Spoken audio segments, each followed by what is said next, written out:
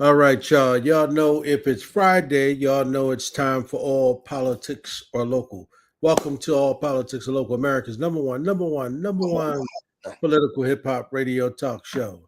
So, y'all know that it is the fourth Friday, and so y'all know it's time for the disciples. So, they're going to be up first, and then coming up at 7 o'clock, Zaid, we're going to have Brother Larry talking about the Dr. King People's Organization, People's Convention. People's Convention. People's Convention that will be tomorrow at Essex County College from 9 to 4. Uh, almost 300 organizations have endorsed it. We expect about 300 folks in the building. It'll be in Smith Hall between Nice. 9 and 4. So it's going to be a loaded day. Yep. And can we say who the special guests might be, or we want to leave that at to Larry? I'm gonna let him do it because he's got all the latest developments and whatnot. I'm getting bits and pieces here and there. He's front and center. Okay, so stay tuned, y'all, because it's going to be a special invited speaker tomorrow. So we'll let Larry make that announcement. And then what's coming up at 8 o'clock, Larry? I mean, Right after that conversation on a convention named in honor of Dr. King is a conversation with filmmakers Hafiz Farid and Timur Davis on a film that they developed on Dr. King. Not Dr. King in the South, but Dr. King in the North. People forget his epic visits and stay and battles in Chicago, right? And it's a source of a good book that's also just coming out, so called King of the North, by Jean Theo Harris, right, who's a serious radical womanist scholar, right? But the film is called Two Sons of Georgia, right? And next year, February next year, will mark the 60th anniversary of in all of that Chicago doing that Dr. King was doing his meeting the Honorable Elijah Muhammad. All right. Very important meeting that was heavy on both of them. Right? It was a pivotal time in both of their lives and in both of their organizations. And it's something that often gets overlooked in each of their legacies. This film is an effort to try and address some of that. Right. So we're looking forward to that conversation because that just what a powerful way to build up that conversation and to lift up that conversation and that action that's happening the next day with the convention. So yeah, that's what's happening. Two Sons of Georgia is the name of the film. And then coming up at 8:30 is was supposed to be Zaid, but unfortunately he said he has a gig tonight, so Rhino, he's not going to be able to get on. So we'll be able to extend them, brothers and sisters, if they want to, if we need to keep them. Yeah, All right. awesome. So we'll have some extra time there. So we're going to bring up 1/3 of the disciples.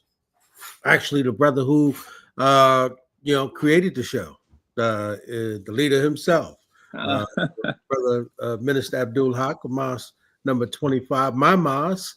Yeah, all our mosques. Yeah, all of our mosques, right? So, it's what's interesting is when you were talking about the messenger, and and go that far back. I mean, I look at Haqq, and in my mind, I'm saying, wow, I go back to being 15 years old and my 25, right? And I'm 65 years old, man. You know what I mean? So Man, incredible, brother Ed, Man, brother. That It's only a clock for testament, all our brother. mosques. That's right. It's only a testament, brother Ed and brother Zaid, to your resilience, your strength, and the lessons that you learned yes, in sir. terms of how to live and being thirsty for knowledge, the inquisitive uh, and thirst and hunger that many of us and most of us received when we encountered the most honorable Elijah Muhammad. Once we Right. heard him, man, he sparked and he was like the father of black consciousness. But to see you all still on the front lines and fighting for our people, fighting for freedom, justice, and equality, man, I pray that God will bless me to be fortunate enough to have the type of years that you all have, and accomplishments that you, Brother Ed, you have, and you have attained, and you, Brother Zaid, so many different fronts, that you've been on, and, uh, very renowned scholar, Brother Zaid, very humble brother, but very profound in terms of your knowledge of history, and, whether it's African history, just world history. We really appreciate you, Brother Zaid, and all of the lessons that you give us. So many people, Zaid, that you have fathered in the city of Newark, and, the surrounding areas all throughout New Jersey, in terms of the young people that you have inspired and influenced, and you as well, Brother Ed. And I felt something in my stomach when you said, Brother Haqq, the creator of the show. I said, oh no, brother, this was Brother Ed brainchild. No, this was no, this was Brother Ed brainchild here. no. But this was Brother Ed brainchild, and I just was thankful that he thought enough of me to be able to include me, in this show. And, 1/3 of the disciples, we lost our brother, Pastor the Hood, Pastor Ali. Yes. He's gone but not forgotten. And the Quran speaks of those who are slain in the way of Allah. Speak not of them as dead. Nay, they are alive, but you perceive not. Receive it now. So our Yes, brother sir. is still with us in spirit. His wife has joined us, and every time we see her and we hear her, she reminds us of him. She's her own person, and she has her own unique traits and qualities, but he deposited a lot in her, a lot of love in her for our people, in the work that he's done, and she's continuing his legacy, and the church is continuing on. So, all praise is due to Allah. But thank you, Brother Ed, and Brother Zaid. And, I'm here, but I'm not by myself. The That's right. scripture says, where 2 or 3 are gathered together, there I That's am also in the midst of thee. Amen. So as All long right. as God is with us, then That's we are it. the majority. And, That's I right. appreciate you again, Brother Ed and Brother Zaid, and everyone in the listening audience. We really appreciate you for being with us, another week of the disciples. How long has it been now for us, Brother Ed? And we got some Oh faithful man. followers, brother. Every time you say that, I mean, I think it was 2013, if I'm not mistaken. Wow. Wow, that's I 12 gotta years. go back and check it out. Yeah, yeah. Wow, man. I know it's Wow. hard to believe y'all been around that long, brother. Y'all old, Man. Yeah, you know. brother, seriously. And a lot of challenges, a Yeah, lot of victories, but we thank God, that He has allowed us to weather the storms, you yeah. know. So we thank Him much. But, once again, my name is Brother Haqq Muhammad. I'm the student minister of the Honorable Minister Louis Farrakhan for the Muhammad Mosque of Islam, number 25, which is located here in the city of Newark, New Jersey. And once again, I'm deeply grateful and highly honored for the privilege and the pleasure to be with you all once again. You all know my co-hosts, those that accompany me every time we have our disciple show, Pastor Roundtree, Councilwoman Roundtree, that infectious spirit. We love her so much. She'll be joining us shortly. And our sister, Ali, she will not be on today. She has an engagement, but she'll be here with us in spirit. But we thank each and every one of you for taking the time out of your evening to be with us once again on the disciples. We appreciate you always tuning in and your support. We have some faithful followers, some very profound followers, Brother Ed, and those that tune in I every know. time that we have our show. We really are appreciative of them, their support and their commitment for being with us, the disciples. So we thank God much. Brother Ed, again, as I said, it was good to see you at the State of the City. Brother Zaid, you as well. Good seeing you. A very impactful State of the City during these trying times, Yes, sir. these times of so much uncertainty, a lot of fear among our people in particular, and just, humanity in general, as it relates to all that we've been seeing going on in Washington, D.C., and ICE, and, so many things have been happening, so many unprecedented things has been happening, and the mayor addressed much of it in his revolutionary way, his radical way, in his dignified way. He addressed much of it at the State of the City. At the 6:30 hour, we'll be having his wife on, the First Lady, uh, our sister Baraka. We thank God much for her and her dedication and her help and her support of him, as the Honorable Minister Louis Farrakhan teaches us from the Honorable Elijah Muhammad, not beside, not behind every good man is a good woman, but beside every good man is a good woman. He said, and sometimes in front of every good man is a good woman. So we thank her for her dedication and her support of her husband and their beautiful family. We saw them there. But you know, Brother Ed, the mayor said that this was his 11th state of the city. His 11th state of the city. Can you believe it, dear brother? That And I is hard know to you've believe. been a Yes. great supporter of our brother as you were supporting him now. You as well, Brother Daeed. But his 11th state of the city. You know, what were your thoughts on it, Brother Ed and Brother Zaid? Have you all been to all of them? Yes. I haven't been to all of them, but I've been very proud and pleased at each one that I have been to. I've known this brother. Ras is like a little brother to me. I've known him since he was a small child, and to have seen just how much he has grown and where he is actually moving now in places that you know we didn't conceive of that. When he was a child. We didn't conceive of that when he first started making moves as an organizer in his own right, when he was considerably younger, in the Near Force days and whatnot. But once we got hold of the prospect of taking City Hall, he just continued and continued and continued to grow. And even for all the good that he has done, even locally still, for all the support that he has, and he's probably one of our most popular mayors in recent years, right? The detraction and the hostility that he gets locally, I just find it so pathetically unmerited, right? And we're literally at the crossroads of his public walk, because he should be the unquestionable front runner in this run for governor, straight up, unquestionable, right? By virtue of what he's done and by virtue of what he has earned, right? But because New Jersey is indeed a soprano state, white, racist, and gangster to the bone, right? White folks, even in the Democratic Party, y'all know I'm not the Democrat on the show, right? The Democratic Party in New Jersey would rather have anybody but this son of Newark, in spite of all the good that he has done and how much he's led the way for a whole lot of people around this whole country. So, proud of him. We need to rally around him. Regardless how it plays out, we need to continue to build and be grateful for his vision and his contribution. I see Reverend Roundtree just came on. You Our know I wonderful am. I'm like sister. just all over the place. Good evening. My minister is back.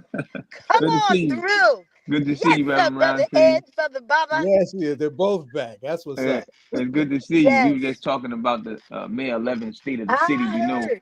we're gonna be having Sister Linda Baraka on at 6:30. So we just kind of Yes. wanted to talk about the state of the city, which I thought was very, very impactful, very informative, very necessary in a time such as this time. And we know that our brother Mayor is always on the front lines, and his pedagogy is very different from many of his predecessors. Respect to all of them and the work that they did, and many other mayors that is throughout America. We know, as you said, Brother Zaid, our brother has been very progressive on so many fronts. Very, very so much ingenuity, very creative in terms of what he's done, very successful in terms of the violence reduction.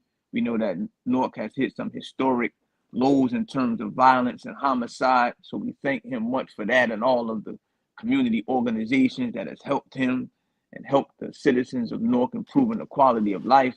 So we thank our brother Mayor and all of the different organizations and, just the innovativeness, trying to improve the quality of life for our people, the building infrastructure, all of the things he talked about during the state of the city. So, what are some of your thoughts, Brother Ed, in terms of what you saw, as it relates to some of the statistics he gave, the accomplishments he gave, where he is in terms of running for governor? Just what are your thoughts? Now, it's interesting as I was listening to Brother Zaid. excuse me, when he says, how long he's known the mayor. Now I'm gonna shock you, and may shock Zaid, but I've told the mayor this. Actually, I've known the mayor all of his life. Is you know Yeah, you right there with you grew up on the right? America. I That's live right right. across the street from the mayor, right Yeah. Mm. on Sterling Street, right from Amina Baraka and Amiri Baraka. And when I was a kid, I remember when he was a baby, and I used to play house with his sisters, Vera and Wanda. In fact, I was married to one of them as a child. So, we go back a long way. In fact, he would be, in the make believe world, right? He would be my brother in law. I've Right. told him, Yes, I've sir. told him this story, man. You know what I mean? And so and it's funny because you know when I look at him, man, and I listen to him, and in fact, he's been, we've developed all politics and local uh, with him, particularly the mayor's forum when he got elected, right? Right. I So remember that. Yes, sir. been with the show ever since we started. We talked about it, with Mitty as soon as he, got into the Yeah. office, and we created the mayor's forum with him. So he's been with the show just a little bit longer than you all, but he's been with Mm. us for that entire 15-year run, right? Y'all been with us 13. We've been with him 15, you know. So, just think about that. But in regards to the speech, man, I thought it was outstanding. You probably heard me and Zaid, we couldn't contain ourselves there. You probably thought me and Zaid was at Mighty a proud. yeah, you probably thought we was at a mosque meeting the way we was, Oh, that's right. Yes, sir. I heard that bear witness. That's right. yeah. Hey, Haqq, you probably said them some old FOI brothers up there screaming like that. Who they think? Hey, Haqq, who they think they listening to? Farrakhan? What are they doing? You know, them white folks up in there, brother, was like, yo, what's wrong with them Negroes up there? Talking That's about, right. go You in ahead, New brother. Go Jersey. ahead. Get used to get out. Yes, sir. but you can't argue with the success, man, right? And I think that all of the work that the brothers put in, I think that the movement, that is going on. And when he talked about, you know, uh, the cranes that are in the air, you look at Newark now, and you look at the development, and unfortunately, man, in the city of Newark, you've got to have somebody who got vision. Remember, the scripture said, he without vision will soon perish, right? Mm-hmm. You've got to have vision for this city. And I think that I was impressed, with everything that I saw. And then remember all of the people that he had rolled out, all the people he had given an opportunity to, right? When you looked at all of those people, and all those different organizations, and even the young sister now, Zaid, this, who is in charge of poetry, our poet laureate, right? No, Mia X. Yeah, right. Yes. When you think about all those offices and all those opportunities that he is constantly trying to create, and how nobody I know, right, has ever created an office of violence and prevention and trauma. Nobody, and nobody I know has ever First in the taken. country. Yeah, right. And nobody I know has taken a percentage of the police department, taking all these women and giving all these sisters an opportunity to lead. I've never seen that before, Mm. right? So He I had thought, about, he had about 50 women on stage. Said yeah, this is what that black, brown, and white. This is what DEI looks like. Mm. And right, we ain't backing down off of that for nobody. right, Mm. right. So for us, you look at what that is, and I'm sure Zaid, this. As we were coming up, black women have always been some of the most educated people in this country, not just amongst black men, but amongst white women too. Right? These sisters are highly educated, and they're highly motivated, right? So I thought it was an outstanding speech. I thought his presentation was outstanding, and I can't say enough about it. I mean, and I can't say enough about him. I mean, obviously, I'm extremely proud, and I thought it was a spectacular presentation. What'd Mm. you think? Yeah, I thought it was phenomenal, dear brother. I thought that the mayor was very, I thought he was very dignified in terms of his expression. Very passionate, but very dignified. Very, very stately. I thought he was our brother. As well as radical and still revolutionary in terms of his position. He has not backed off his position. Maybe his, I would say, not strategy, but the how we have to accomplish things as we develop and we grow and we mature, the way that we do things. There's a scripture in the Bible where Paul said, when I was a child, I thought as a child. I spoke as a child, but Yes. when I became a man, I had to put away childish Yeah, come things. on, Paul. So sometimes, when people Pastor grow, Paul. when they mature, those who were with them at one time, we may think that they're changing direction and they're changing their course. And we can see this particular dynamic with Jesus and Judas is concerned, because Judas thought that Jesus was losing his revolutionary edge, but it wasn't that he was losing his revolutionary edge. Jesus was growing, Jesus was maturing. So there's a particular scripture where they were in the garden and Peter pulled out his sword, and it was Chopped talking off about somebody's Peter ear. cut off the man's ear. And the minister gave us an interpretation of this. And he Yes. said, well, if you look at the tongue, it mirrors a sword. And he said, Peter was using language that was a little outdated, and it was too hard for the hearer. So Jesus had to come and use better language, because in the scripture, Jesus took the man's ear and sewed it back on. And the minister was saying that this meant that Peter's language was a little crude and it was a little too hard for the hearer.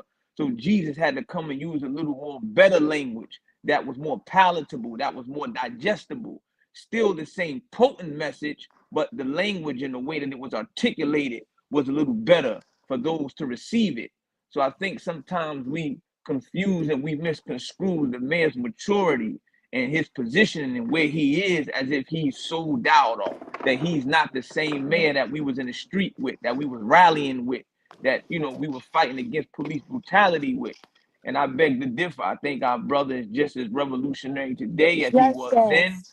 but he's in a different position now. The way he does things, how he talks, the way he maneuvers, he has to be a little bit more mindful, and he has to think for the whole. He can't think for just one segment. That's He's the right. mayor for everybody, the That's mayor of a right. whole city.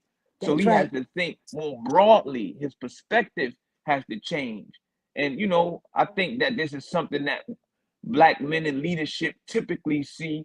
You know, we all have an expectation of the way things should go and the way things should be. But as you said, Brother Ed, that the numbers don't lie, the work don't lie, the statistics don't lie. And everybody, is not going to be happy whenever you make a move. Someone is going to feel slighted. Someone is going to feel like they didn't get all that they should have got. And we respect our people, and their perspectives and their views, but it's about respect. And I pray that, in these trying times, there's a verse in the Bible in the book of Ephesians in the 4th chapter, the 27th verse, where it says, do not give the devil an opportunity to work. So we know that there's people among us that is always seeking to sow division and feed the divisiveness. So even in our disagreements, even in when we don't necessarily agree with one another, we always got to be mindful that there's a greater enemy, there's a bigger enemy, there's bigger things at stake. So we just got to disagree in the best manner as best we can, as we strive to improve ourselves, our community, and move the ball forward.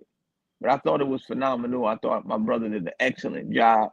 And I'll be honest, Brother Ed, if I can't say this last point, and I definitely saw the sisters, and we know that the Honorable Minister Louis Farrakhan, as well as the Honorable Elijah Muhammad, has always taught us that a nation can rise no higher than its woman. If you teach a man, you teach an individual. But when you teach a woman, you teach a nation.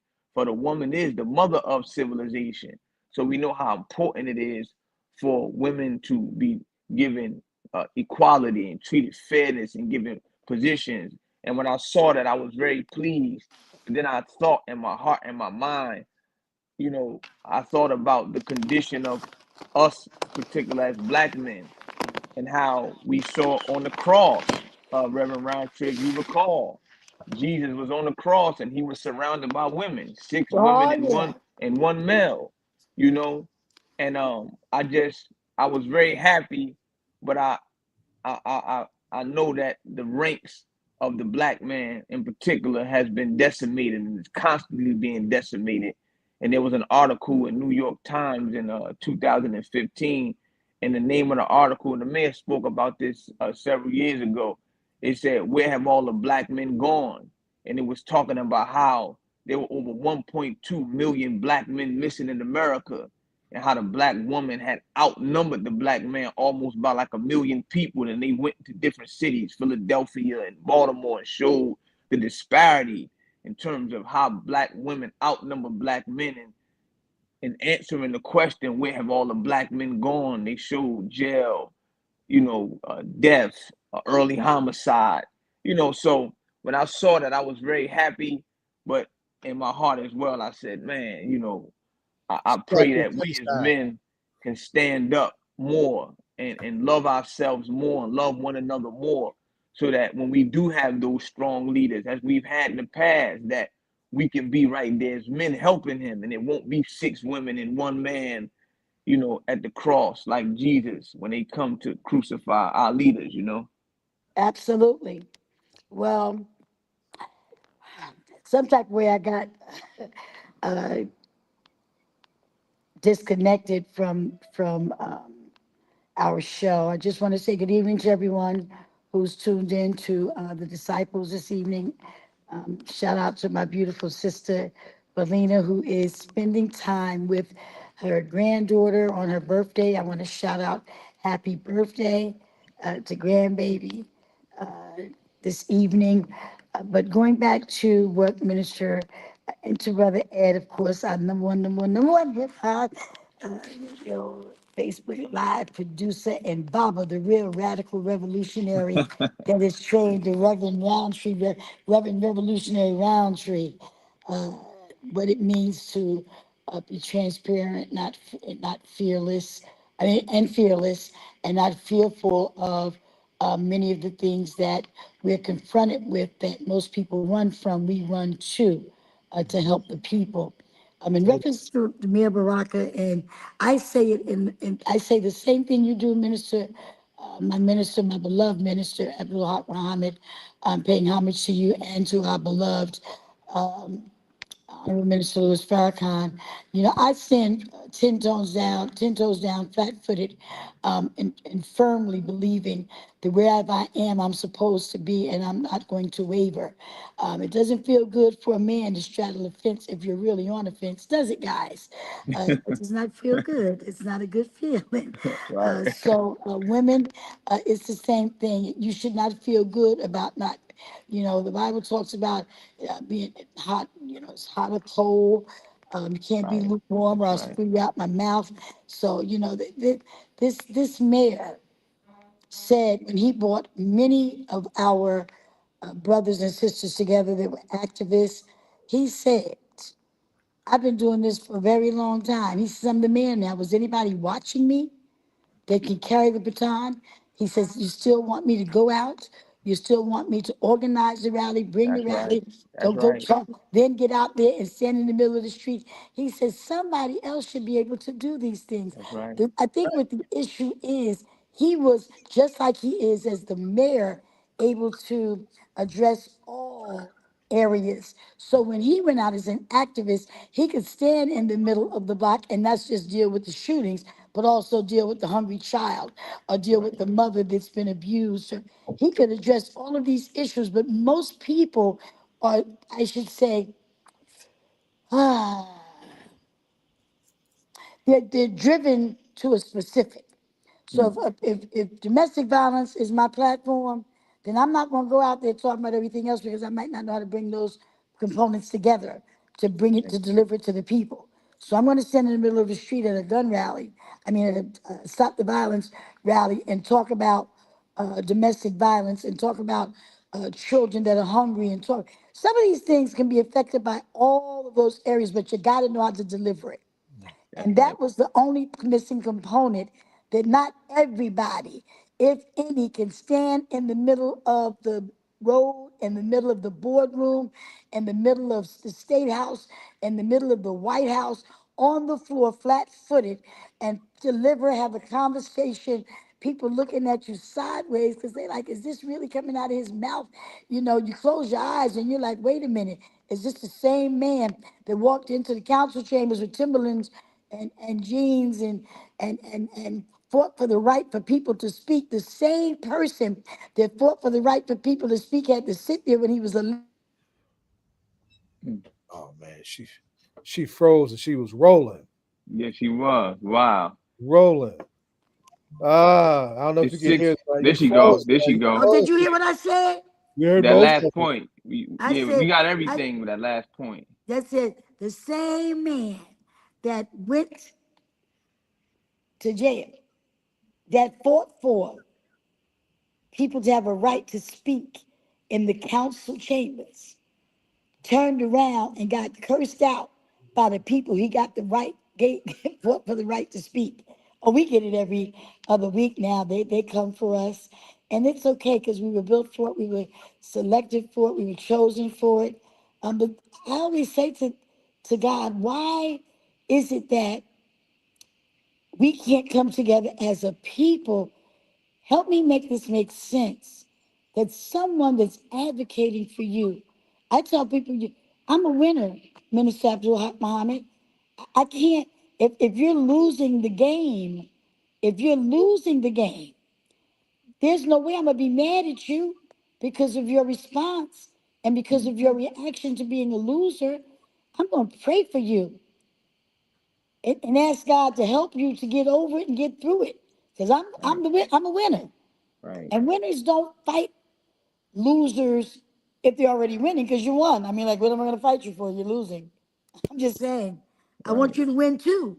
So if you want to win, maybe if we was on the same team and pulling together, but we as a people, and my mother used to say this all the time, Brother Ed, we would go in a room, have a discussion, fight in the room, come out the room, come Nice. out the room, and look like we've been in a fight.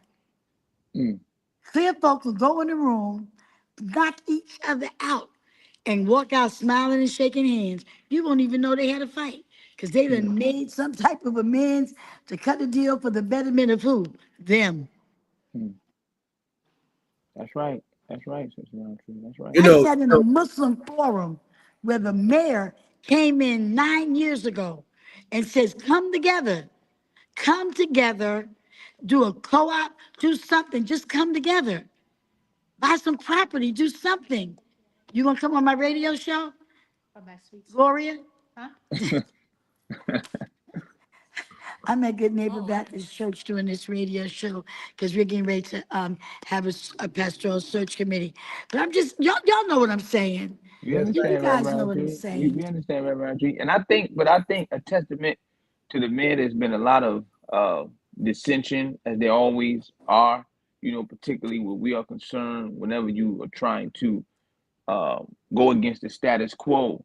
But I Right. think a testament to, as me and Brother Ed talk often, the mayor's pedagogy, his education, his background. And when I say education, I don't just mean in college, but I That's mean in right. terms of who his parents Well were. rounded. Yeah, That's being right. around so many That's right. prominent leaders and men and That's women. right. I think that the mayor learned very Yes, early the ma'am. power of organization You're and right. organizing and what it took and the challenges. And I think that he has done a phenomenal job in terms of bringing a people that the Bible in the book of Ezekiel 37 chapter called the dry bones in the valley, who were scattered, who were fragmented, who were divided. So all of our leaders have always, had trouble with trying to unite us and trying to get us to settle our differences. And I Right. think that a testament to the mayor's strength and his backing by God, is the phenomenal job that he's done, Office of Violence and Prevention, with all of the challenges that he has faced. I think that, and he's had great support, his brother Mitty, so many very like-minded individuals and people that's been around him that has helped him to shoulder this burden, But I think that the accomplishments is a testament because the Honorable Minister Louis Farrakhan has taught us that enemies have value. He said enemies have value because if there was not any enemies, how can you say you are the champion if you did not have an opponent or someone to challenge you? Then how can you prove that you are who you know yourself to be? So enemies do have value. So as we walk through the valley of the shadow of death, we'll fear no evil. And God did promise that he will prepare a table for us in the midst of our enemies. So I think that, with all of the challenges that he's faced in terms of our people, I think that it has only shown and proven that he has actually been the right one for the job to be able to accomplish what he has accomplished with all of the disagreements and division. I think it's a testament to his strength in that area and his ability to organize, keep people on task, keep them focused, and to keep everyone focused on the bigger issue, the bigger cause, because there's always going to be disagreements. But as long as that we keep the cause out front, then those challenges, they seem minor and they become minor. Not that they're not there, but when you're fighting for a cause that's bigger than any individual, then those disagreements become minor. So. I mean, Allahu Akbar, Hashay. They should anyway. They should become minor. They absolutely should. And he has made them. And I mean, we've seen those that have challenged him. And whenever you are a public figure, you're gonna be challenged. The problem is not in the challenge. Reverend Roundtree Jesus said that it's not what goes in that defiles a man, but it's what comes out. So we always gonna be challenged. We always gonna be criticized. But the minister teaches us it's our response to the criticism. So it's not what goes in that defiles us, but what comes out. So even though he has been challenged, he's been criticized. And some of the criticisms in some instances may be legit, but okay, if you saying you have a better way or a better plan, then you show your plan. And if I'm saying I have a better plan, then I'm gonna show mine. And I think that is what the mayor has done. And I think that's what he showed at the state of the city in terms of the accomplishments, bringing Newark where he brought Newark from, the deficit that Newark was in terms of the debt that Newark was in, the amount of crime that Newark faced, the lack of building and growth. There was always things happening, and we are not knocking anybody and those that preceded him in the great work they did, because there were some great mayors that came before him. But our brother took the mantle, he took the baton, and he progressed and he moved us forward. And we thank God for him and all of those that preceded him. And we pray that God will continue to bless him and protect him as he now strives to do for the whole state what he did for the city of New Jersey. The city of Newark. And we cannot discount or not mention what he has done for the homeless population. That has been a very big accomplishment. And we know that homelessness is a very, very pressing issue in America. So what he's done in terms of the ingenuity and innovativeness and housing the unhoused, man, we definitely give him thanks and we give him honor for that, and the work that he's done in that area, being on the cutting edge of that. And so many other cities and other municipalities are coming in wanting to study Newark. What did Newark do? How is Newark doing it? Which is a testament again to his work and those that has helped him, his think tank, those that have, supported our brother. Yeah, indeed, and we can go on for days on that front, and we should be able to, because he's definitely given us that much, and what he came into, things were not rosy. Not at all, brother. Police were going buck wild, corrupt as hell, right? The water issue was bubbling up, a huge deficit. You know, first thing he did was get a handle on that deficit with hardly firing and laying off hardly anybody. Credible, I think it right? was $90 million, I believe it It was. was it was it was it was a big chunk, right? 90 million, yes, sir. Yeah. Then this whole thing with the lead pipes and these and that water, he got that was epic. That was epic how he got that done, right? And then, for all of the bluster of the bullies with the badge, they had to back up. Even their police leadership had to back up when it came time to roll the feds in to clean up as much as a consent decree can clean up the house of a raggedy, racist, thuggish police department. The consent decrees are not the be all end all. We need to be clear on that too. But it moved the needle considerably in this community in ways that we definitely needed, and it paved the way for us doing ultimately what we started doing in professionalizing and really implementing the community-based violence intervention ecosystem project. Right. These were all heavy lifts. And if I can say this too, brother Ed and brother Zai, now you talking about a hard task, getting some folk together. Man, I don't know of a harder task than getting people, men and women of the cloth, those of different religious ideologies together. And I think, again, as a testament to his vision, his foresight, his diversity, bringing in Reverend Roundtree to lead that charge, someone who was like-minded, a lover of people, a lover of humanity. I think that was very, very prominent. That was a very prominent move that was done in terms of bringing the North Clergy Alliance together. That was very, very prominent, a very prominent move, very influential move to do that. And we know again how challenging it can be to bring, Muslim, Christian, Jews, Hebrews together, and the fact that the mayor was able to spearhead that with the help of Reverend Roundtree at the helm of that was an excellent job because the clergy was very, very active in terms of many of these fronts. They challenged the clergy, they challenged the Christian community, they challenged the Muslim community, where Jesus, or it says in the book of Titus in the first chapter, the 16th verse, they profess that they know God, but in works they deny him. So we were always taught that those prophets and messengers of God, they were always in the highways and byways. And Reverend Roundtree, with the guidance of the mayor, they challenged the clergy, particularly here in Newark, to get out there in the street and show ourselves to be men and women of faith and go out there to challenge our people. So I think that was very, very important and very prominent. And that is a testament to a lot of the other organizing work that was done in the city to bring the North Interfaith Alliance together. That was very prominent and very big, So we can't forget about that.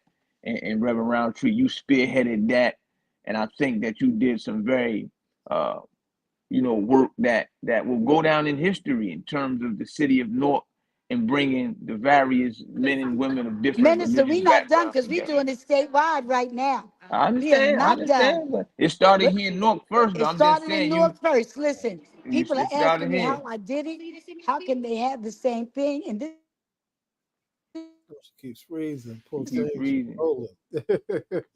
She a good neighbor, but Shucks. oh, there she go. Now, you can't preach love. You can't preach love to the people and not show it amongst the brethren because religion is what we do. God is who we That's are. right. That's Yes, right. yes, ma'am. Religion is what we do. All of this stuff, I tell the Christians just like this. Wasn't nobody running behind Jesus when he was on his way to the cross except for the nosy folks and the ones that were concerned. But Right. wasn't nobody trying to say, I'll take your place. Wasn't Right. nobody running around here saying, I want to be no Christian. That's right. That's They wasn't right. doing that. That Christianity, if you know, the history came long after. It Well, was we like a thank you. movement, just like All Lives Matter and National Action Network. These are movements. Some run by Christians, some run by Muslims, some run by the Jewish community. They have their own, we're called movements, People's Organization for Committee for Unified Newark, movements of a people. The problem is we as a people can't get together for one common cause because it's really in the numbers. And I will always, every opportunity I get, lift up Dr. King, lift up Brother Malcolm, and lift up Honorable Minister Louis Farrakhan. Why? Because I'm still waiting for somebody in Newark to bring 250,000 people together to make a difference for something. Right. Yes, For ma'am. something. We Well, let me talking about ask you hitting the something. pockets. Minister Farrakhan was talking years and years ago about hitting the pockets of these people, the white supremacists. He was talking, King talked about it in his final speech. We Right. still ain't hearing nothing. That's Because right. we Well, still running out here doing what we want to do. Because it doesn't affect us. What's happening right now, it doesn't affect us. But you know what is affecting us? What's affecting us is what Trump is doing. mm, And we don't feel it, but it's going to be felt if we don't step up and speak up and come together. Because January 6th was a true testament that they could come together. right. Yes, ma'am. If no other time showed you, that was a true testament. Well, brother Zaid, brother Ed, let me ask y'all. So, Reverend, that was a good point. I don't know how familiar you all are with Jamal Bryant in terms of the target, the 40-day target fast he started and initiated, still going on. I think as of a week ago, maybe Target wanted to meet with Reverend Al Sharpton. I don't know what happened with that particular meeting. But what are y'all thoughts on that in terms of that Target fast? I recently heard that there's been what they call the quote unquote Hispanic freeze also, as it relates to Target. So what are y'all thoughts on that, brother Ed, brother Zaid? As we wind down in terms of that Target fast, I've been hearing that, Target has been affected profoundly. I've been hearing Tamika Mallory talked about it. I think they're doing a State of the People tour. I've seen Tamika Mallory somewhere speaking on it. Her, Jamal Bryant, with others, Until Freedom movement. So what are y'all thoughts on it? All weapons on the table. All weapons on the table. Yes, sir. I mean, we've got right, and this. I know we ain't supposed to say this, but we got if he ain't the devil, he and we ain't seen nobody act like the devil like this in a long time, right? And I think Emory Douglas, who was not a Muslim, was correct in portraying him as the devil. and he is deliberately, arrogantly hurting as many of our people as he can in order to weaken our position on this land, in this country, and on this earth. That's what we deal. We need to be real clear about that. So any united strategy that can have any meaningful impact merits consideration of all of those folks willing to go there to make that impact. And it's ultimately, because that's ultimately what we got to do anyway. And you kind of alluding to it, how difficult it is to bring our people together. It is hard, right? It is hard to bring us together. We some contentious folks, right? Not recognizing that that's our greatest strength. Our greatest weapon is our unity, right? Hopefully, gestures like that, making visual impacts like that, will encourage more of us to embrace the power and the potential of unity, and we start beating this devil back the way he need to be beat back. Yes, sir. Brother Ed, any thoughts on that? And again, we know that Target, from what was reported in the We've been the news, targets for 400 years. Yeah, that they had those DEI cuts that again they acquiesced to what Trump talked about and was demanding, and from many of these companies. So Jamal Bryant, amongst others, they targeted Target and asked for a boycott. I think at first it was like a 40-day fast coming into the season of Lent. And from what numbers and things that I've been seeing, they've been saying that it's been very successful, that Target has been, in terms of their numbers, has been dropping considerably. So, and I think they doing a State of the People tour where he's going around Atlanta, LA, I think different places talking about it. What are the next phases? Because I think the first phase was like a 40-day phase, see what happens. Target has lost a lot of revenue, a lot of business, and then I think they on the next phase, the next points. If there's anybody in the listening audience who's been following it more closely, then you can chime in and correct me. But I don't know how familiar you are with it, Brother Ed, but that's an overview in terms of what I've been seeing and catching and following up with it. That's what's been happening, or what I've been hearing, that Target is being affected by this boycott. Well, I have been paying attention to it. They recently did a forum down in Atlanta where Tamika was on the panel. I Right. think they did it at New Birth, actually at Jamal Bryant's church. And they have one of those people assemblies, if you will, down. And I agree with Zaid. We need all the tools on the table at this particular point. I mean, I think that the real point is that Jamal and them are making is that what we're seeing is these modern day white folk who are the sons and daughters of those same folks who put up those kind of roadblocks against our parents and grandparents, right? So you got to remember, Target made some major commitments to Black people around that whole George Floyd thing when they said what they would do. And then, of course, once Donald Trump came in, did and then held back. yeah, and then once Donald Trump started talking about, this DEI and all of that, they immediately broke their promise. So I think that it says a lot about the integrity of that particular store. So I think Jamal and all of them are right. I know that Kim and I are definitely supporting that. We have not been in Target ever since that particular boycott started.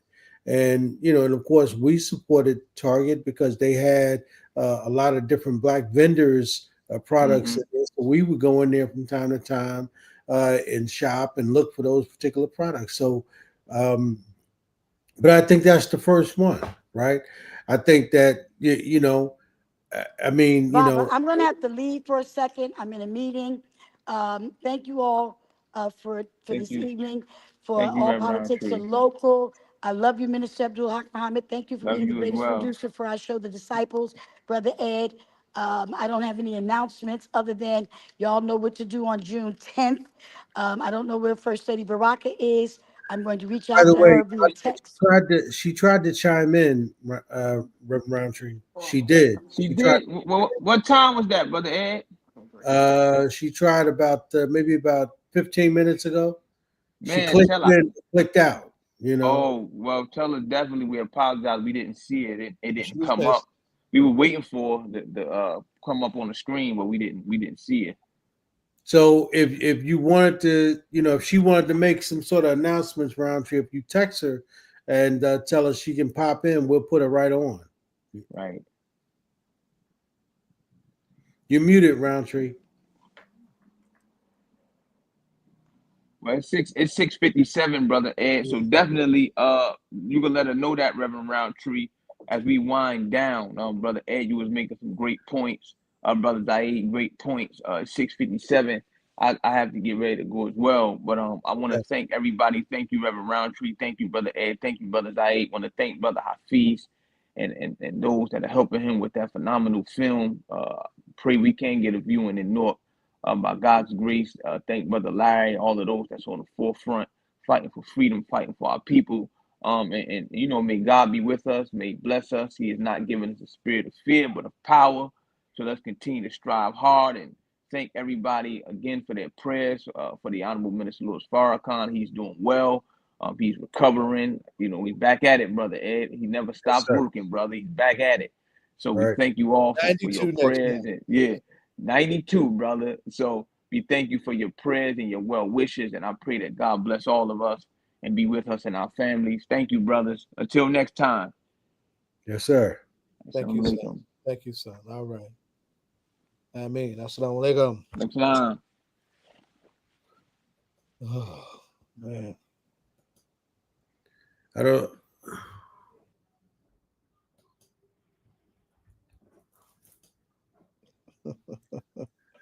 see I think she probably meant to she signed that. Yeah. She said she was trying to get off.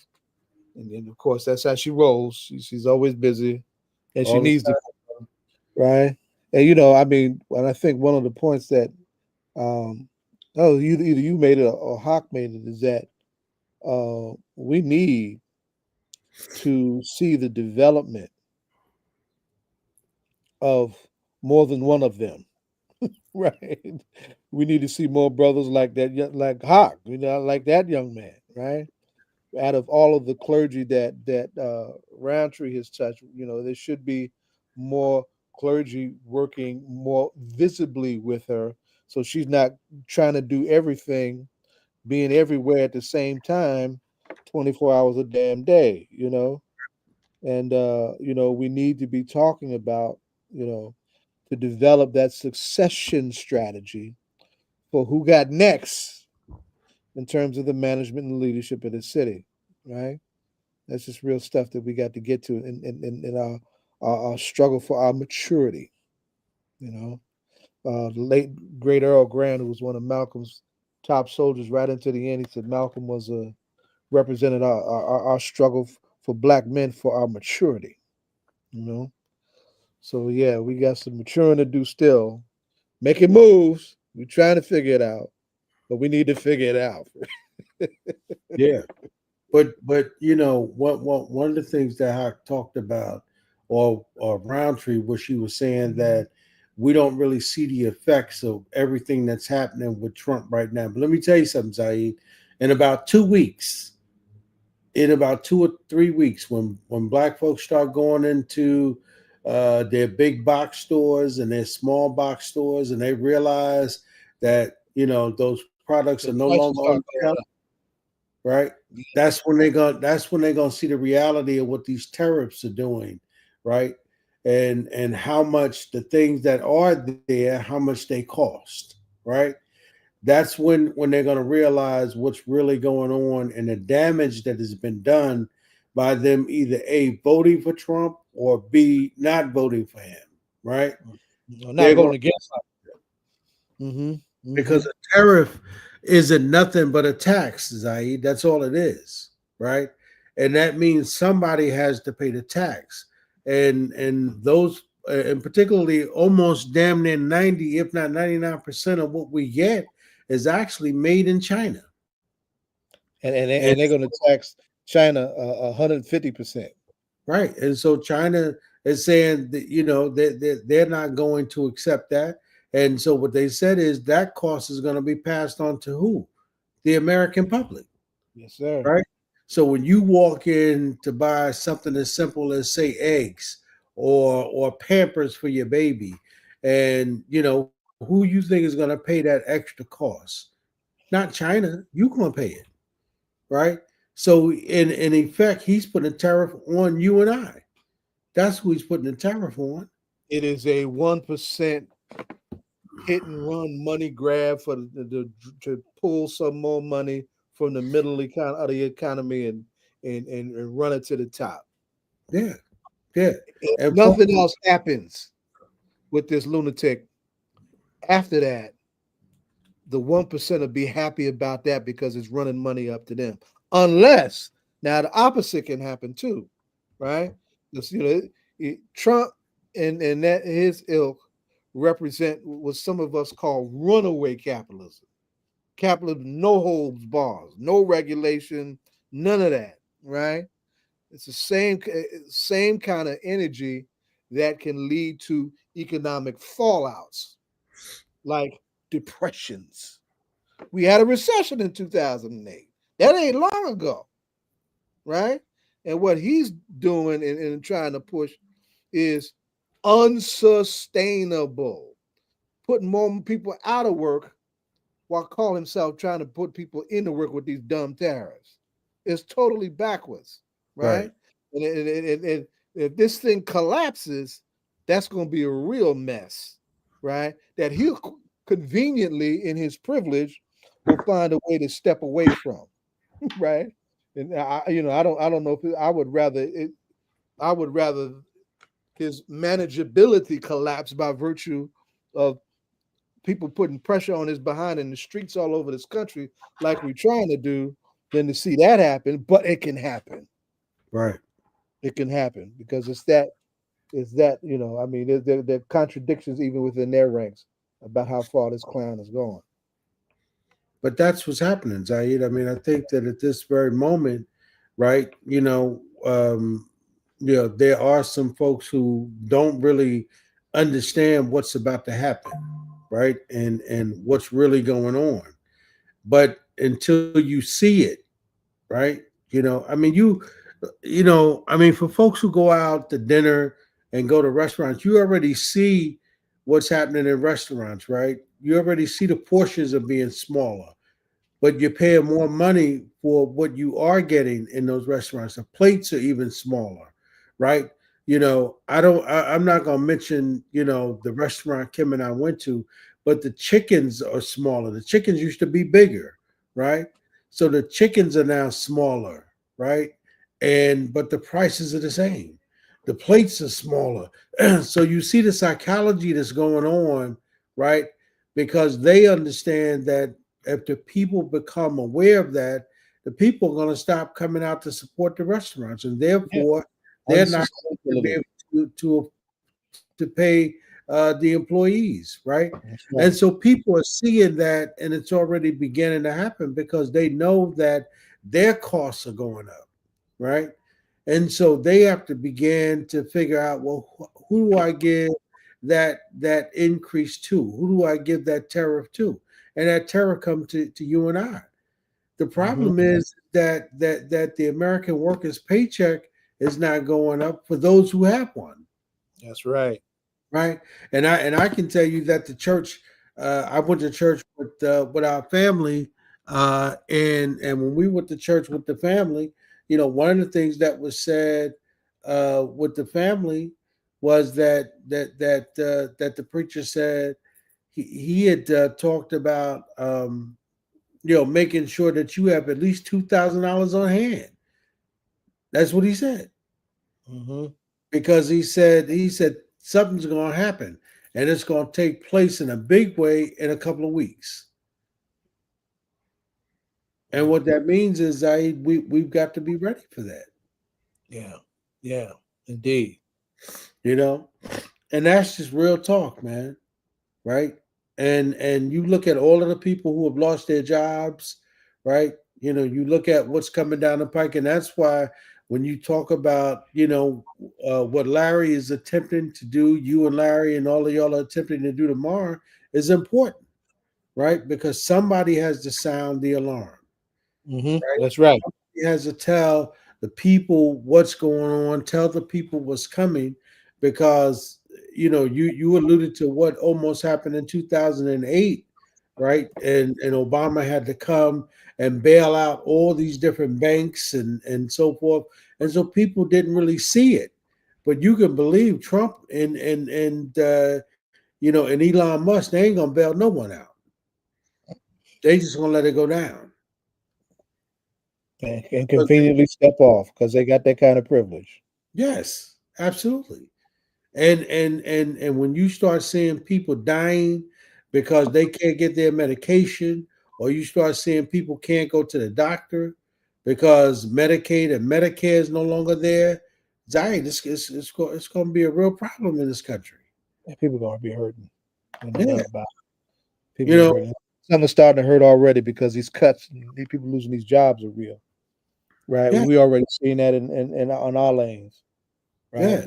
That's it's real. We're getting ready for some actions. In fact, I want everybody to hold May 7th. May 7th is going to be a national day of action in support of community-based violence intervention programs and funding.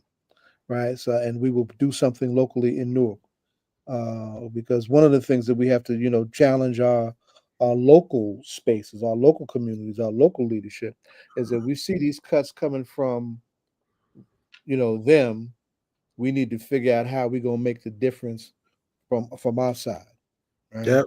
It may mean some juggling, right? But we got to, at least make up some of that difference, right? Because it would be a sin and a shame, and I hate using colloquial language, for us to interrupt, right, the good violent interruption work that we've been doing, and we see a backsliding into an increase in violence that we already had a good handle on. It would be a sin and a shame if we wind up going down that road. Yeah. Yeah.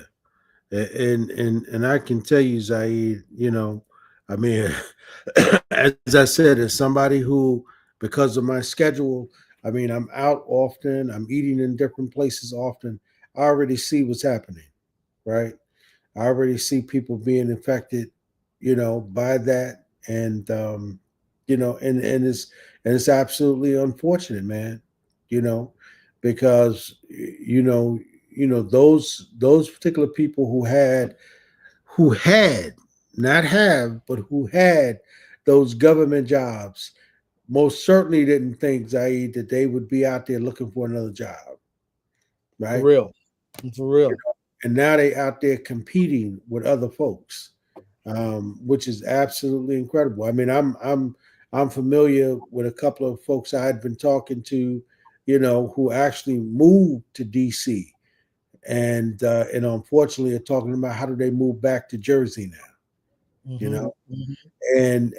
And the problem is that they can't even afford to come back now, Yeah. Yeah. right? That's a real problem for them, Yeah. you know. So, I mean, but they, both of them. I'm talking about the husband and wife.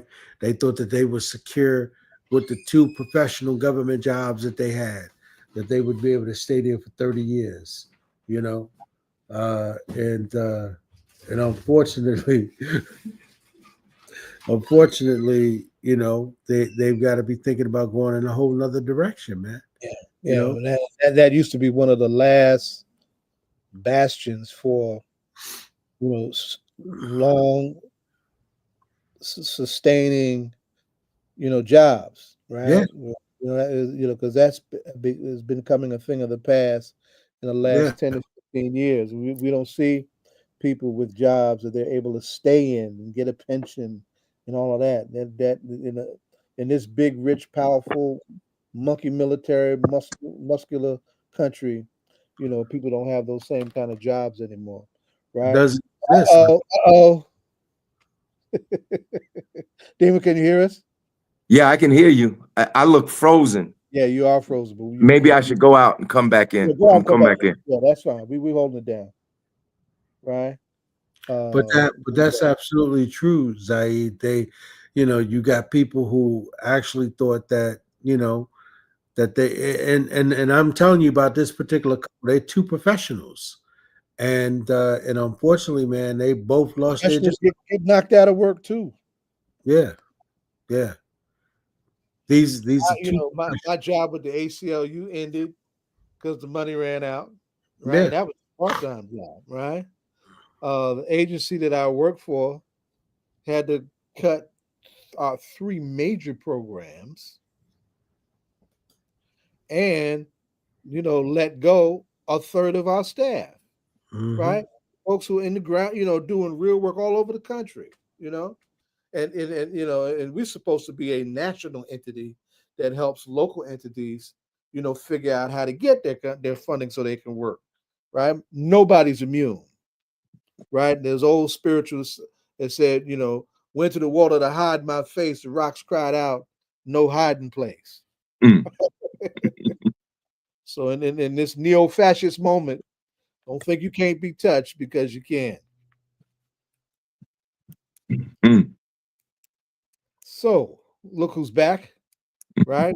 Tomorrow is a heavy day for those of us who are about unity and building united fronts in New Jersey. Tomorrow is the Martin Luther King People's Convention of Resistance and Justice. Did I get the whole thing right, Ademo? You did, and you Okay. should, because you made the name up. Amy did the back part. I did the front part. But no way could we not appreciate and continue to uplift and push that kind of work, because we all share in the effort to praise and regather a couple of years ago, and to mark the 50th anniversary of the Epic Gary Convention, of which our guest is front and center as a young man, as a teenager, one of the youngest delegates at the Gary Convention, right? But solidarity, unity, and solidarity are the watchwords of today, of the day. So we're glad to have great Lawrence Hamm, our beloved Demo Chunga, founding chair of the People's Organization for Progress, and the convener of tomorrow's profoundly important Martin Luther King People's Convention for Justice and Resistance. Demo, how many endorsing organizations do we have now as we handle this press moment? 284. Ooh. And I want some more. So if there are any folks, we want this. I want some more. I want to go to 300. I want to announce at the convention tomorrow that we got 300 endorsers. So if there are any folks watching this show, that's right. And you're an organization, we want your endorsement. All you got to do is just send me a text, 973-801-0001. Put the name of your organization in there and just text it to me, and we'll add it to the list, and your organization name will be read when we read all 300 names tomorrow morning at the start of the convention. But I'm glad that we're at 284. It was a heavier lift than it was for the march in January, and I have a feeling that Trump has a lot to do with all of this. I hate to say it, but I think that folks were were more ready in January and have maybe gone back to sleep. I don't know why they're going back to sleep. Real. He's attacking every program that helps people. I mean, he's attacked his own class, like these tariffs. The capitalist class are lambasting him in Forbes magazine, in the Wall Street Journal, in the Financial Times, in Crane's magazines. These are all business newspapers and magazines, and they're blasting Trump. The Economist, they're blasting Trump. They are saying that Trump will singularly throw the world into a recession. It's not even going to be right. It's not even going to be the normal forces of capitalism at work. They're saying this dumb move with the tariffs could possibly throw the entire world into a recession. And I mean that's amazing when you think about it, right? That our economic systems are so integrated.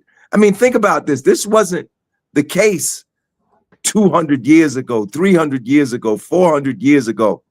Our economic systems are so integrated that a move in one country could affect the entire global economic system. Mm-hmm. And, it's something really, I mean, beyond Trump and what he's doing, is something to think about where we are in this advanced stage of capitalism in the 21st century.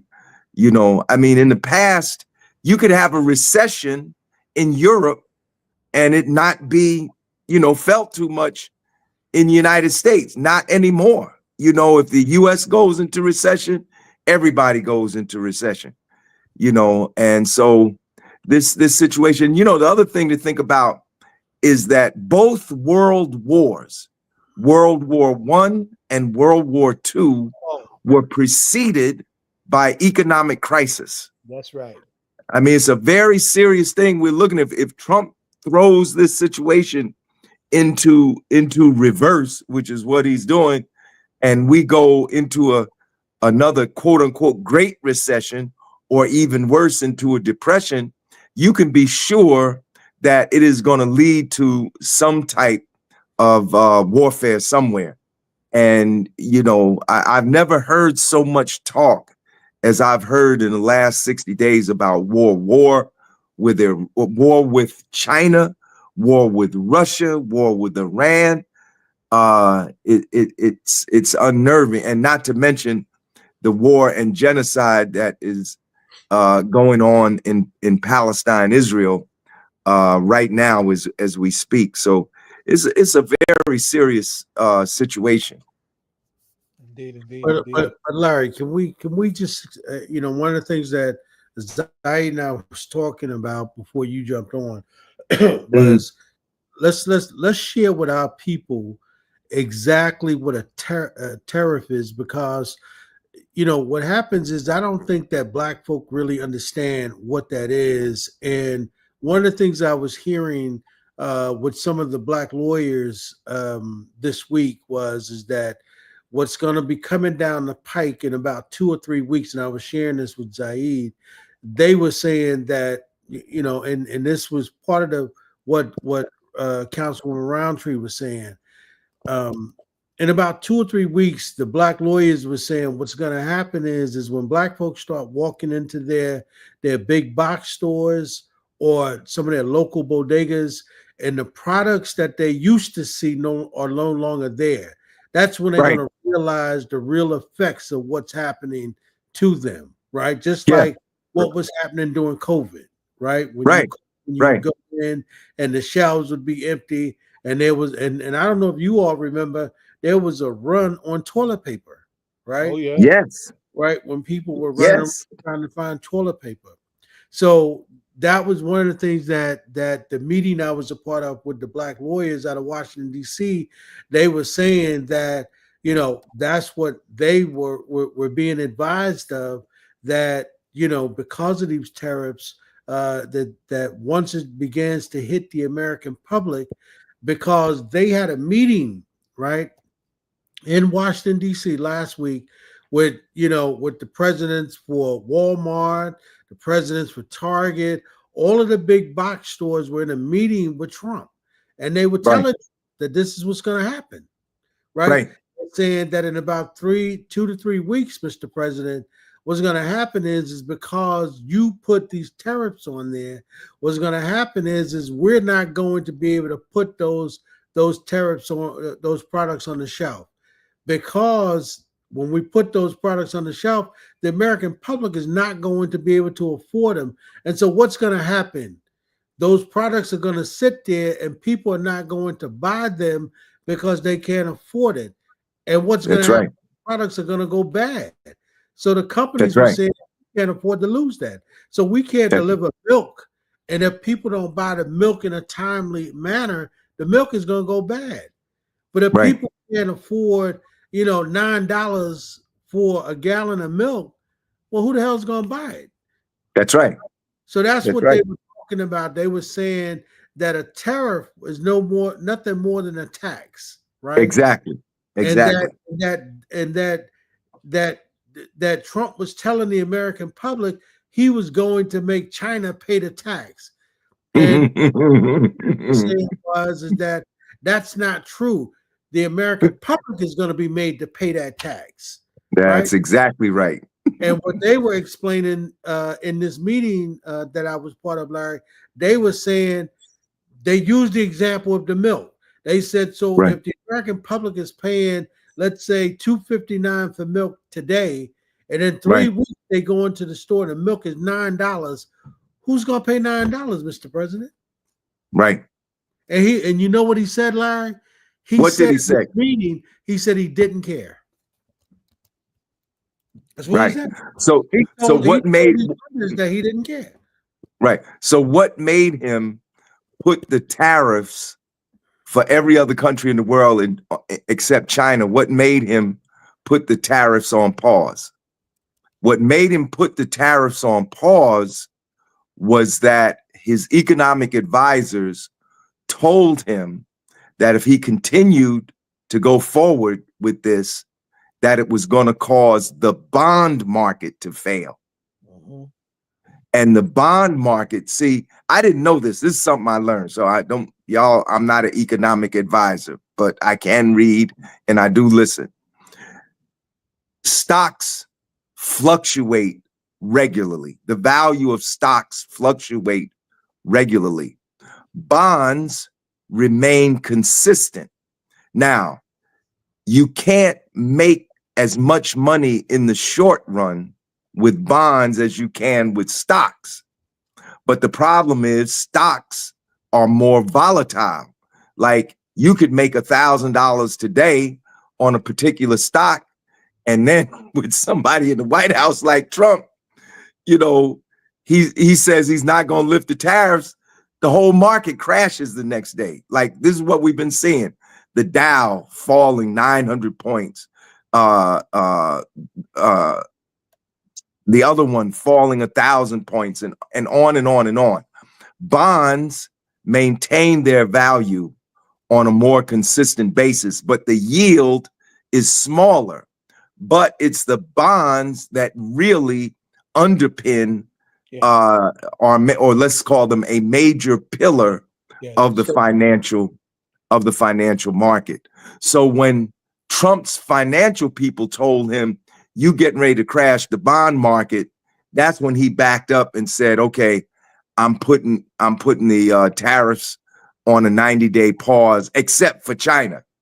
Now, you know, he thought he was going to hurt China. But if you read magazines, if you read newspapers like the Financial Times, now there was a time, you know, when you could only get the Financial Times, like if you were somewhere on Wall Street or Madison Avenue, you know, in the 7-Eleven where I live, they have the Financial Times. They have the Financial Times and the New York Times. The Financial Times is considered one of the leading business media in the world. And, you know, you're looking at this situation and, you know, they were saying that Trump could have thrown the whole stock exchange into chaos if he had let the bond market fall like he let the stock market fall. So this is something we have to keep our eyes on. But, you know, the other thing they talk about in terms of tariff, you said it correctly, and tariff is a tax. A tariff is a protectionist trade policy. It's a protectionist trade instruments that governments use against one another, ostensibly to protect their own market, right? So let's say the U.S. has automobile manufacturing market. The market is kind of shit. I'll give you a concrete example. China, they have a company in China called BYD. BYD stands for Build Your Own Dreams. BYD had manufactured an electric vehicle that the consumer could purchase for $30,000. That's cheap for a regular vehicle, right? Not just an electric vehicle. What do Teslas sell for? The average Tesla sells for $60,000. So if China were permitted to import or export its cars to the United States, it would destroy the electric car market in the United States. So the U.S. threw up tariffs on China even before this latest tariff war to make at least the price competitive. The problem is BYD is not just cheaper, it's a better vehicle. It's better than Tesla. So now we're in a situation where they say China has what's called escalatory dominance. That is, Trump is trying to increase. You know what the tariff is now on China? 145%. Wow. It was 135%. He's keeping rate, and he thinks that somehow he's hurting China.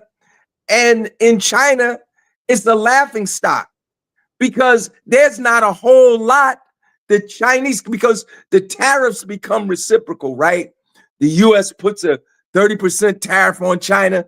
China's going to put a 30% tariff on some goods. The tariffs are not on all goods. You know, they make a list. Like the other day, they published a list of 1,000 goods, right? The tariffs were going to be on from China. But China is more self-sufficient and more insulated from the whims of the market than the US is. And you know why that is? Ed, when I went to Princeton almost 50 years ago, I think it's about 48 years ago now, one of the first political pamphlets I saw, I'm not talking about what I saw in class. I'm talking about, I'm walking through the student center and I look on the table and the different organizations got literature on the table. And one organization had a pamphlet, just 3 or 4 pages, on what was called runaway shops. See, runaway shops were the beginning of globalization. Yes. We call it globalization now, yes. But back in the 70s, they were calling it runaway shops. Why? Because industry was running away from the United States, yes. To those going to China, yes. Where they could pay the workers in China a fraction of what they pay workers in the United States. And thereby the difference, which would be profit, would be even bigger for them. That was the beginning. So what happened over the decades, we just kept sending more. Well, I shouldn't say we kept sending.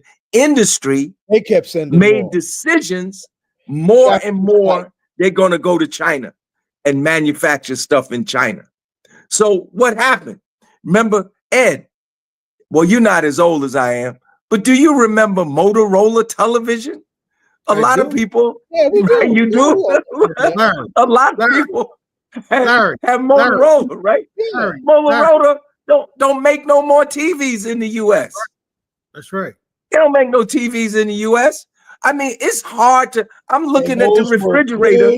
Jobs that people could rely on for their lives. Exactly. So when we export all of our manufacturing abroad, we become more dependent on them than they are on us. And that's why Trump can't win this tariff war. He can't win it. But he's so crazy that he would crash the whole damn system. And you know what people should use as a measuring rod? Look at how Trump ran his businesses. In the same way he ran his businesses, he bankrupted every business he ever ran. He's going to run the country the same way. He's going to bankrupt the country. He would rather rule over the ashes than establish something that would be more equitable and that's better for people. And then there's another twist to this, right? Here's another twist. They want to crash the system on purpose. Yeah. The crashing the system is not just the end result of bad policy. Well, that's one part of it. But the other part is some of them want to crash the system. Why do they want to crash the system? Because when the system crashes and all the businesses that couldn't survive the crash are still around, they can be bought up for pennies on the dollar. And this is how we have the consolidation of companies and the consolidation of industries. The big fish eat the little fish, you know? So it's not just, bad policy. it's also malevolent goals. Some of these people don't care about, what was that song? They don't care. Zaid, what was that song? They don't care about us. Michael Jackson had one, and then what was the rapper? They not like us. You know, they not like us. No, they not like us, and they don't care about us. They don't care whether we live or whether we die, as long as they get their money. That's what they concerned about. You know, they could crash the system. I mean, just go back and look at history. Look at the Great Depression of 1933. You know what started it? Tariffs. That's right. Tariffs started the Depression of 33 with Calvin Coolidge. That's right. You know, and what was the end result? The end result was Hoovervilles, shanty towns, people living under bridges. And these are white people. We're not even talking about whatever hell black people caught. You know, well, you look at that movie that I think Jimmy Stewart was in, Henry Fonda. Henry Fonda was in that movie called The Grapes of Wrath. Yes. Which was about the Great Depression. Yes. You know, and it was a hellish time in the country. That's the Great Depression is what forced Roosevelt, after they threw Coolidge out. Coolidge got thrown out because of his economic policy, and they put Roosevelt in there, and that's when Roosevelt implemented the New Deal. But he didn't do it necessarily based on any altruistic reasons. He said, look, because he was a member of the capitalist class. He said, look, if we keep going the way we're going, there's going to be a revolution in this country. So you can either cut this pie one way or the other. You can cut it so that you get everything, and then in the end, you lose it all because there's a revolution, or we can put some programs out here and some relief. Remember what they used to call welfare? They used to call it relief. That's They right. didn't call it welfare, they call it relief. The big loaves of cheese, all of that. You know, so you know, that's why it's important to look at history. It's important to look at history, because history, that's what Malcolm said, right? History is best qualified wall research to inform us, right?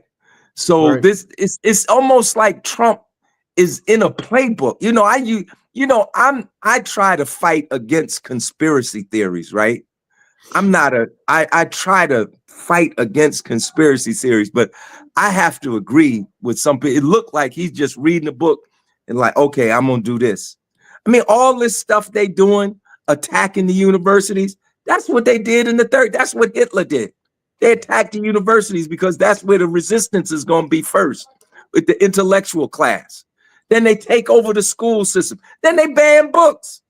You can actually look at history books and see them burning books in Germany, burning piles of books, you know. So, you know, we really have to organize ourselves now for what's coming, because it's not going to be pretty. That's right. That's absolutely right. And at this very moment, unfortunately, our people, right, are sleepwalking. You know, they're walking around as though nothing is about to happen, nothing is taking place. You know, you got people talking about partying when we should be talking about organizing, right? You know, and those were the things. You know, we didn't bring this up with Haqq a few minutes ago, Zaid, but that was the kind of stuff that Elijah Muhammad was telling us when he would say store water, right? Yeah. He would say, you know, stock, you know, food in your house, you know, Right. because the thing is coming. And I was telling Zaid that, you know, last weekend, you know, the entire family, we all went to church together. And things that the preacher said was, you know, he said, he told everybody in the church, he said, everybody need at least $2,000 in cash on hand in your house. He said, if you don't have that, start today. He said, something is about to happen. And he said that, do you remember during COVID when people couldn't go to the bank and get money and you had money? he said, listen, make sure you got at least $2,000 in your house. I think 2,000 is too small a number for what can actually happen in this economy. It might be. But for some people, Zaid, that's a lot of money. Sure right? enough. That's a lot for my black have ass. $2,000 in cash, right? But if you need to be able to feed your family, right? You know, and you need to be able to run and pick something up, you know, you remember these people, you know, them credit cards and all of that might not work. We don't know what's going on, right? Right. You know, right. And at this very moment, you know, Larry, that's why I think that, you know, the convention is going to be important, because we need to begin to have this kind of dialogue, and we need to have this kind of conversation with these 300 organizations, right? These people who have the ability to reach other folks, and we need to be talking about how do we do that, right? Yes. How do we come together, and how do we begin to organize ourselves and plan? And it's not just the organizations, Larry.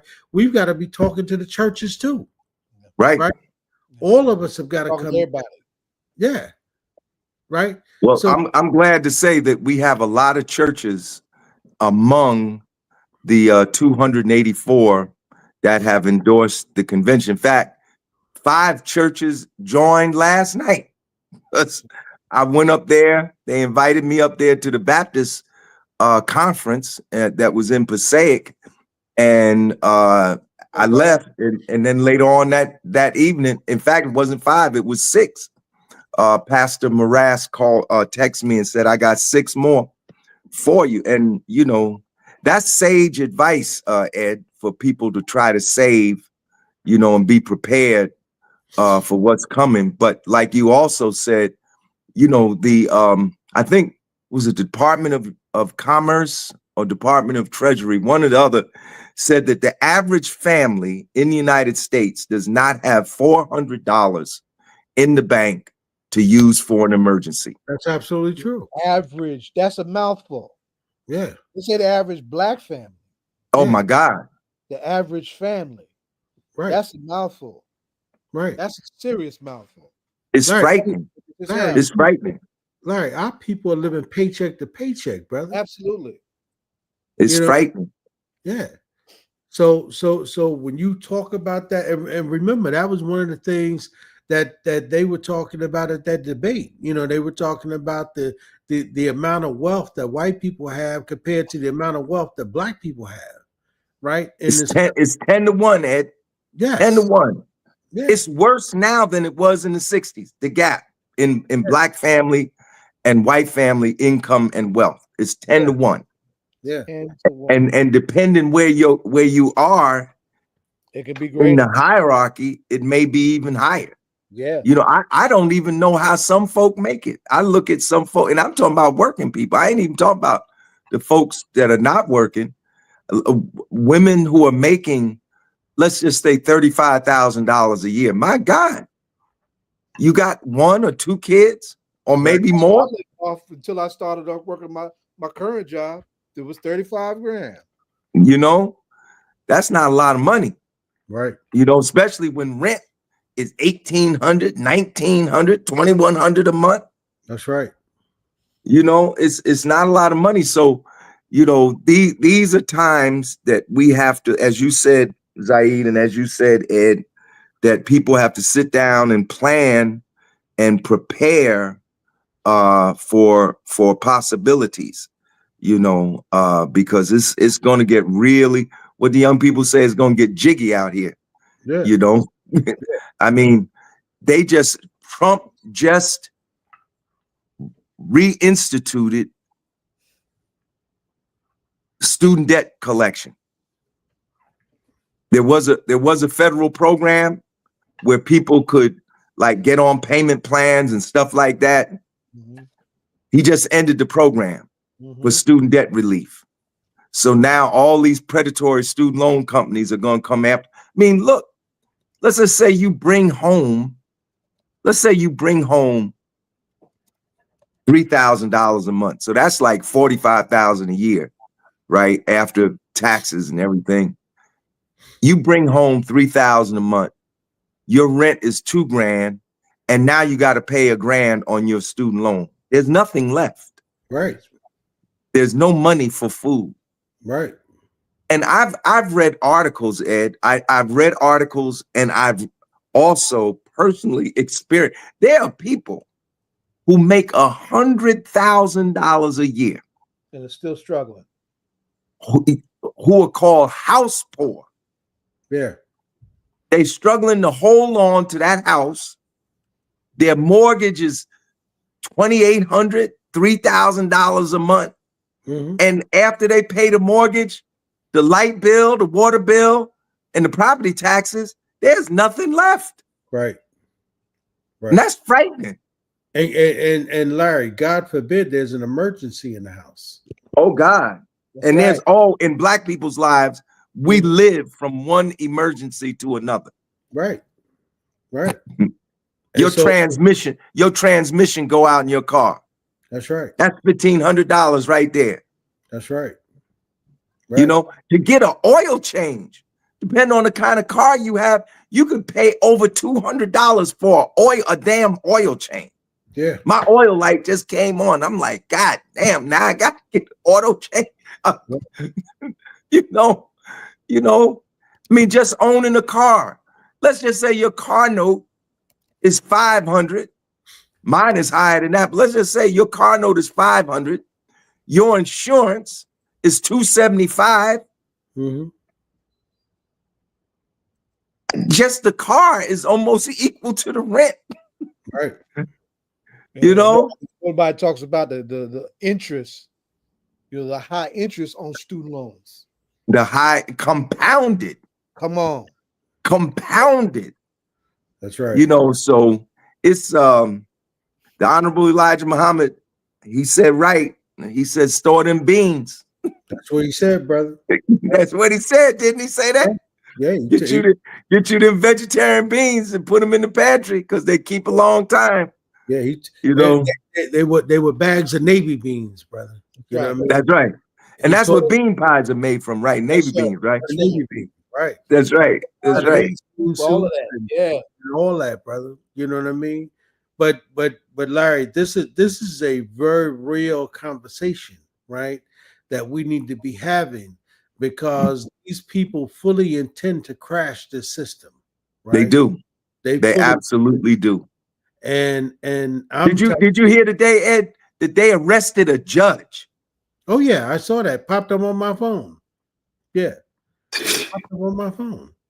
But Went after Trump people, Kash Patel, the FBI, and Biondi, the AG's office, went and arrested a judge because she opposes Trump's immigration policy. right. See, this is a test. Oh yeah. This is a test, and it's designed to strike fear Yes. into these other judges. That's right. It's like mob. It's like, when I say mob, I'm not talking about a group of people. I'm talking about the mafia. It's like mafia rule. You got to make an example. Oh, y'all gonna rule against me in my cases? Okay, I'm gonna arrest the judge because what's to stop them? The Right. only thing to stop them is paper. The Constitution is a piece of paper. Right. It's a piece of paper. The power of the Constitution is that people agree to what's written on it. They agree to play by these rules. And Trump is like, your friend, every time y'all play Monopoly and he stopped winning, he not winning, he won't change the rules. Yeah. I get that. I used to get that with my kids with Uno, right? We would play with my kids. I play Uno with my kids, right? They won't change the rules, Right. But that's Right. what Trump is doing. Yeah. Because the executive has the power of the military and the police. The FBI is a federal police. That's what it is. That's exactly right. And power is based, political power is based on the monopolization of force. The government has a right to arm people and use those armed people to put you in line. Now, there's supposed to be some lines there. One of the lines was posse comitatus. You're not supposed to use the army for domestic purposes. Look it up. Posse comitatus. It's a Latin term, right? Right. So, well, you know that, Ed, because you're a lawyer. But Trump is blurring all that. He don't care. And he got enough people willing to follow him. You know, what's going to happen when he orders the army to come put down some type of demonstration? And they're already arresting students like they're snatching up folks for what you call it? I'm having a brain freeze, you know, but to deport folks. Right. But Ed, let me talk about this convention, man, because your next guest gonna be here in a minute. No, we actually want you to stay on with the next guest for a few if you can. I can stay on. I really can't stay on. I gotta jump off because there's stuff I gotta do for the convention for tomorrow. It's gotta be done tonight. If I don't get it done tonight, it ain't gonna get done. Yeah, I got stuff on the same front, but we got filmmakers who got a film coming out on Martin Luther King meeting the Honorable Elijah Muhammad. Well, I know. I saw the movie. I saw it in the theater in South Orange. Okay. Brother, it's Hafiz, right? That's right. Okay. He invited me up there, and it's a great film. It's a great film. A lot of people don't know that the Honorable Elijah Muhammad met with Dr. Martin Luther King. There's a picture of Dr. King in Elijah Muhammad's house. They sitting on the couch talking to each other. Yes, you know? So it's a great film, and Hafiz is a great brother, and I'm sure he and Brother Timur Davis will do justice to the film. But the convention is tomorrow, y'all. The Martin Luther King People's Convention for Justice and Resistance. It's going to take place tomorrow, Saturday, April 26th, 8:30 a.m. to 4 p.m. at Essex County College in Smith Hall, 303 University Avenue in Newark, New Jersey. The convention is free. Registration is free. Parking is free. We even serving breakfast. Breakfast free. Lunch free. There's no reason why you can't come. You're going to get free parking, free meals, free registration.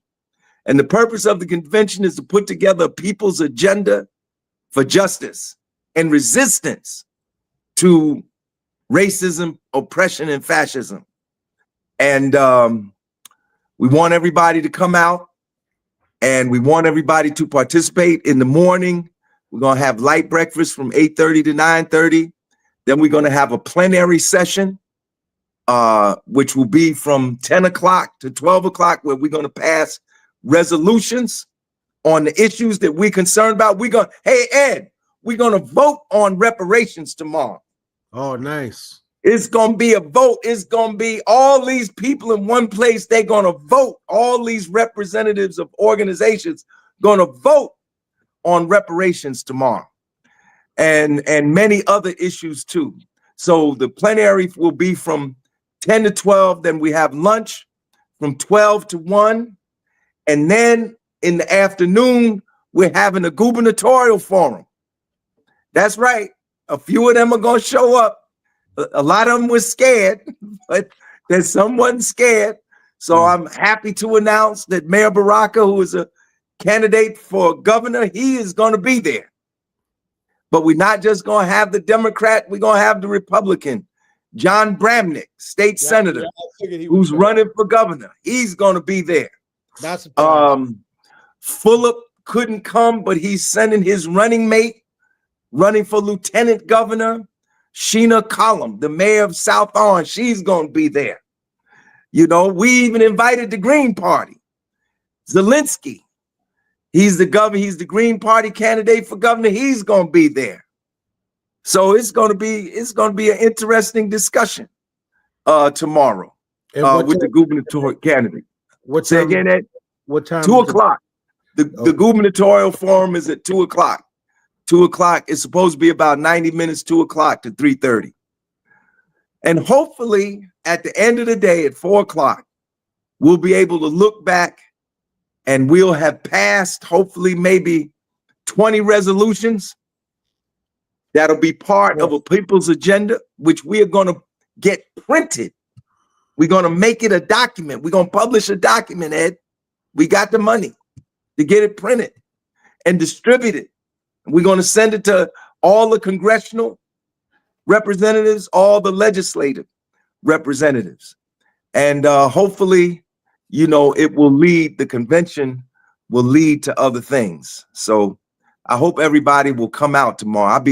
I tell you, I'll be glad when this convention is over because it's wearing me out. Yeah.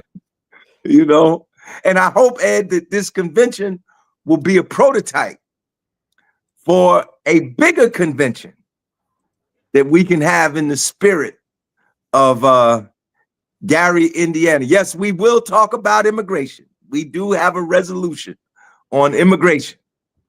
That's in Brother Zaid's wheelhouse. He's the co-chair of the section on social justice.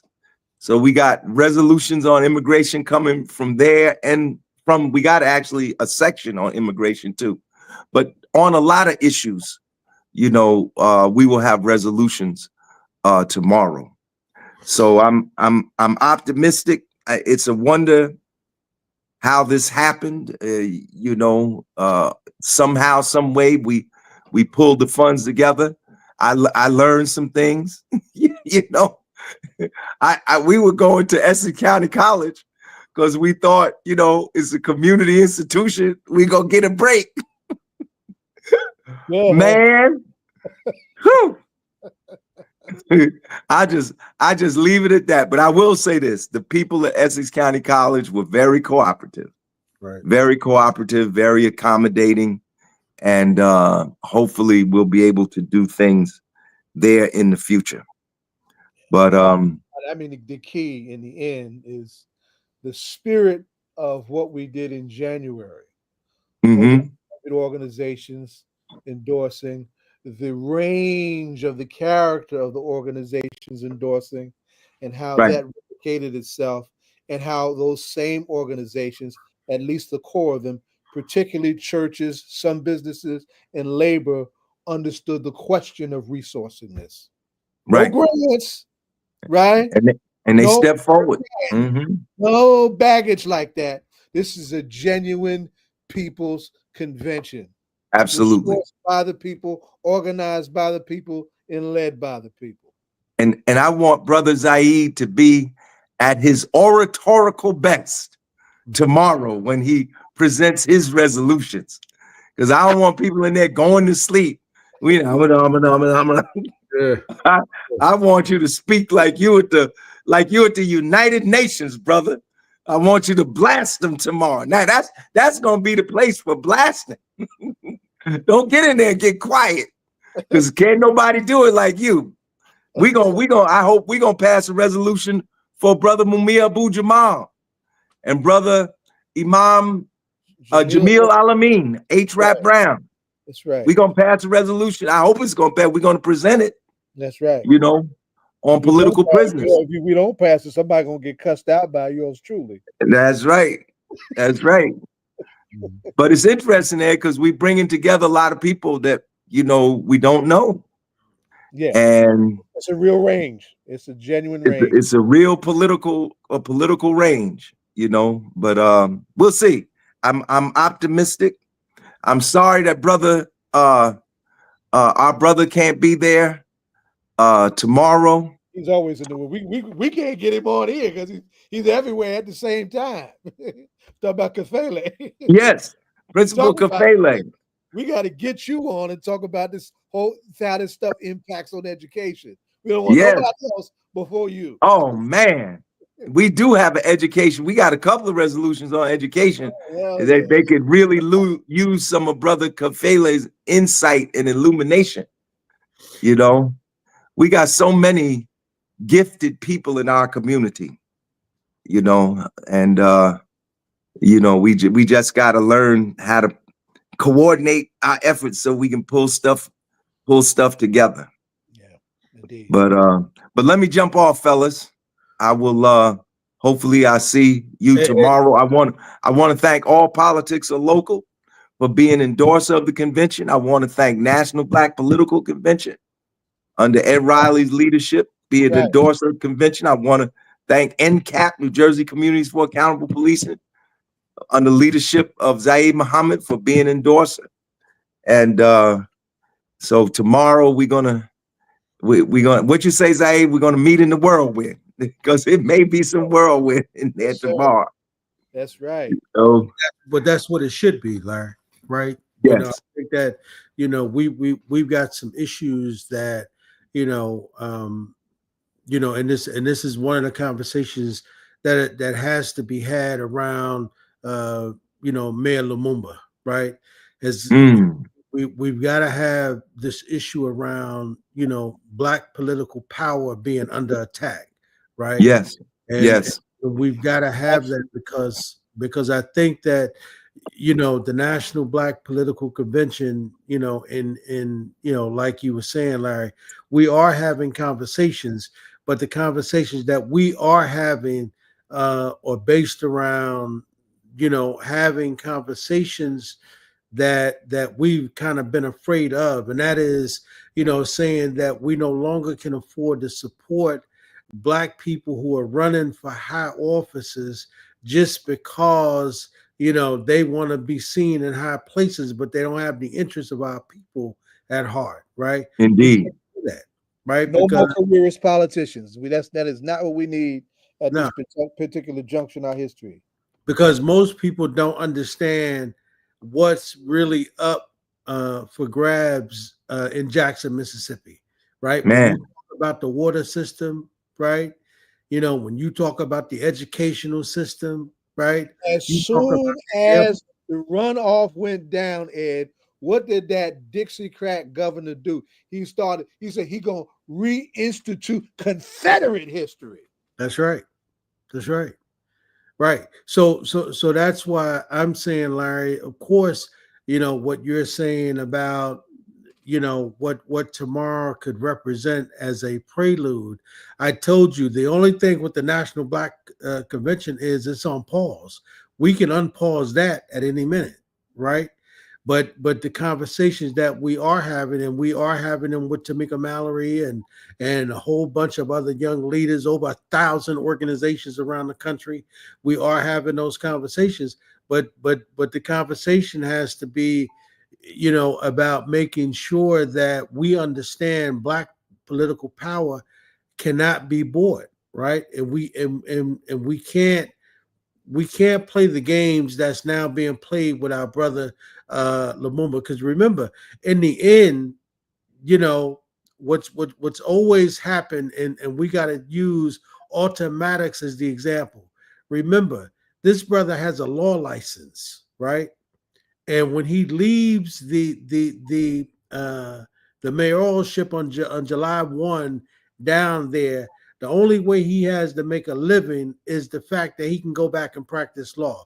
But what happens if these white folks automatically say, well, here's the deal we're going to offer you. We're going to offer you this deal, and the deal is going to be we're going to take away your law license. Now he doesn't have the ability to take care of his family, nor does he have the ability, right, to go out and act on behalf of Black people like his father did in the judicial world, right? And you've got to suspect all of this stuff to happen. But if Black people don't have political power, Larry, how do we dial that back? How do we do it? Yeah, and I mean, and the playbook that they use for Chokwe is not a new playbook. And it's you need to do a show on what happened in Jackson. Yeah, you need to do a show on that, Ed. Oh yeah, what happened in Jackson? But fellas, I got to get off. Hey, Larry. I will see you tomorrow. All right. Sir. Yes, sir. Peace. All right. Hey, Larry, before you go, tell people where they can park at, man. Just tell people that. Yeah, the parking is free tomorrow. People can park in Lot D. That's the lot next to the Cleo Hill Gymnasium. Yeah. If you need a GPS address, it is 64 West Market Street. That's important. Yeah. Yeah, you put that in your GPS, it'll bring you right there. But it's Lot D. Yeah, because some people were asking that question. They were saying, "Yeah, we want to come, but last time we came down there, we got tickets, man. Where can we park at?" Yeah. So Right. just Going want lot D. Lot D. okay. We paid for that parking that you're gonna have for free tomorrow. That's right. Somebody had to All, pay for it. that's right. All right. I'll check All right. y'all tomorrow. All Yes, right. sir. Peace. See you tomorrow. Right on. Peace. And that's unprecedented. Yeah, but He finished like on time. yeah, right. But you know, Zaid, that was really one of the key components for the National Black Political Convention in '72. It was about making Black elected officials responsible to Black people. Absolutely. And then of course, unfortunately, the Democratic Party made some behind the scene deals with some folks, and of course some things went in different directions, and that was the issue that they were having when endorsing Shirley Chisholm, right? At the convention. So but because he's right, we need to do something on Jackson, but I will only want to do it if we can be truthful, right? 100%. About what's really going on with our brother, right? Because I don't want to do it if it's really about us trying not to step on people's toes because people want to be in a position. Remember, We need to step on some toes. We need to break some ankles. Yeah, because remember, Brother Lumumba could have easily sold out. He could have, right? And people don't know that, right? People don't know, the people that approached him. They don't know, the deals he were offered. They don't know what he stood up in order to make sure that those assets weren't taken. They don't know that. Yeah. And unfortunately, for this brother, because of who he is and who his parents were, I mean, there were just some things that, and you didn't see, but I put out a private text amongst, a certain group of people, that was in that network, Zaid, and you should have been in that network, that I put out to them. And that was just to say to them, what this family is and who they are and what they've done and remember, Lumumba Sr. could have easily been a rich Black lawyer. He could have easily done that. But this brother moved his family from New York to Jackson, man. From Detroit. From Detroit. Yeah, I go back with I go back a lot of years with them. But remember, most Black people aren't doing that, right? They're from there, but remember, I mean, at the end of the day, that's like a Miri. Most people aren't gonna pay that price, man. Yeah. They're gonna do the talking, but they're not willing to pay that price. That's right. And a lot of people will never know the price that Amiri Baraka paid for Black people's freedom, particularly in Newark, but in the state of New Jersey. They will never. People don't realize how much organizing he did to take Newark from these racists that used to beat the hell out of us in this town. Yeah, they will never know, right? But there's a and that's why when Larry talks about he'd be glad when this is over, I understand, because trying to organize without people, Larry, is not easy. A lot of work, requires a lot of patience, a lot of sacrifice, a lot of sleepless nights. Ain't nothing romantic about it at all. I can remember many years ago, a sister who was a friend of mine. One of my sisters, we went to the mosque together for a little bit. She's a little younger than I was. And she said, but she found out all the stuff that she said, oh, how glorious. I said, my queen, you don't know. Ain't no glory here, Right. I got to figure out how to walk through this thing. This is walking through fire, right. And you can get burned if you make the wrong steps, Yeah. Yeah. So, And the way Donald Trump is going after folks, right? You got folks who would normally probably be willing to support you are afraid to do that. Right. yeah. So, I mean, all of that is going on at the same time, man.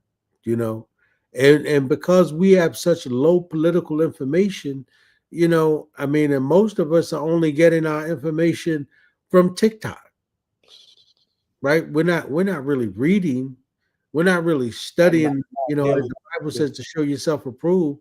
We're not doing that. Mm-mm. And that's what we need to be doing. Mm-mm. We used I to have don't study people, groups. by the way, Zaid.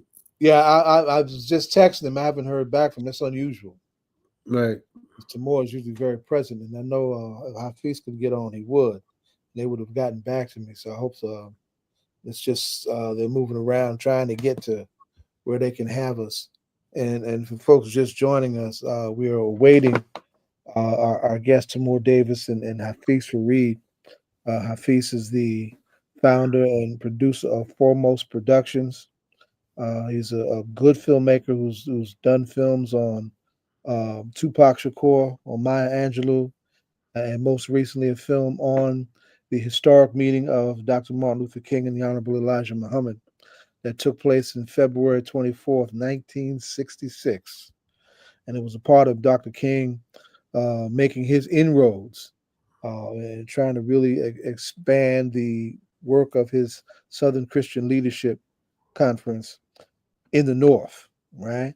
Dr. King lived in Chicago for 6 months and had to respond to some very deep South stuff violently in Chicago. And it's just an important story, an important moment for both of them. It's the Honorable Elijah Muhammad is walking into his advanced age, and the movement is going through a radical shift. And he's relating to a movement that is a generation and a half younger than him and very militant, right? And it was a pivotal time for so many. A pivotal time for our movement, a pivotal time in both of those incredible men's lives. And it was important that they did come together. So we're looking forward to having them when they do get on. But yeah, looking for Two Sons of Georgia. Look for it. And like I said, we're going to try and do a showing next year to mark its anniversary locally because it's that kind of film. Folks, and it was the perfect follow-up, of course, to the conversation we just had with the convener of the MLK convention with Lawrence Hamm, right? And folks that want to do some further study, there was a great book out by a radical womanist scholar by the name of Jean Thiel Harris called King of the North, where she documents, the impact of Dr. King. This is Timur. And this is him. I don't know why he's calling me. He should just text me. But this is Timur on the line. Let me try and get him situated. What y'all hearing from Zaid, is that talking about those types of films. While there's an attack, as you all know, on the education, the books, and all of those things that are going on, we have to protect Black filmmakers. We have to protect those folks who are moving the culture forward, as it were. So, there's a real need. Even Zaid is talking about doing something around Malcolm X, and so those are the things we have to be talking about because the church we were at, my family on Sunday, the pastor was even talking about reinstituting, Saturday academies, right, to be able to teach Black history again, and schools, liberation schools. yeah, those things are absolutely necessary, Zaid. You know what I'm saying? Because as they wiped out, because if you talk to the average, freshman who's in high school, I mean, most of these kids have never read any Black history books or about any Black folks in general. So that's why he was pointing out that the law that's supposed to mandate the infusion of Black studies into the curricula from K through 12. Yeah, that was supposed to happen, but it didn't. Absolutely. No enforcement dimensions. Right. No enforcement. Winds up being voluntary. And white folks ain't interested in volunteering to have their children educated out of their racism. Yeah. Yeah. And that's what's wrong with a lot of these white kids. Remember, I don't know if you remember this, Zaid, but the former Secretary of State, Condoleezza Rice, was on The View, and she was on The View, and they were talking about this whole idea of educating white children about Black history. And one of the things she talked about was, I don't know if you remember, but she said that she didn't think that we should teach white kids Black history, particularly about the horrors of slavery, because she thought that would hurt their feelings. Yeah, that's why Bumir used to call her Condoleezza the Skeezer. Right. I mean, when you think about that, it's like, well, what do you think that did to us? For?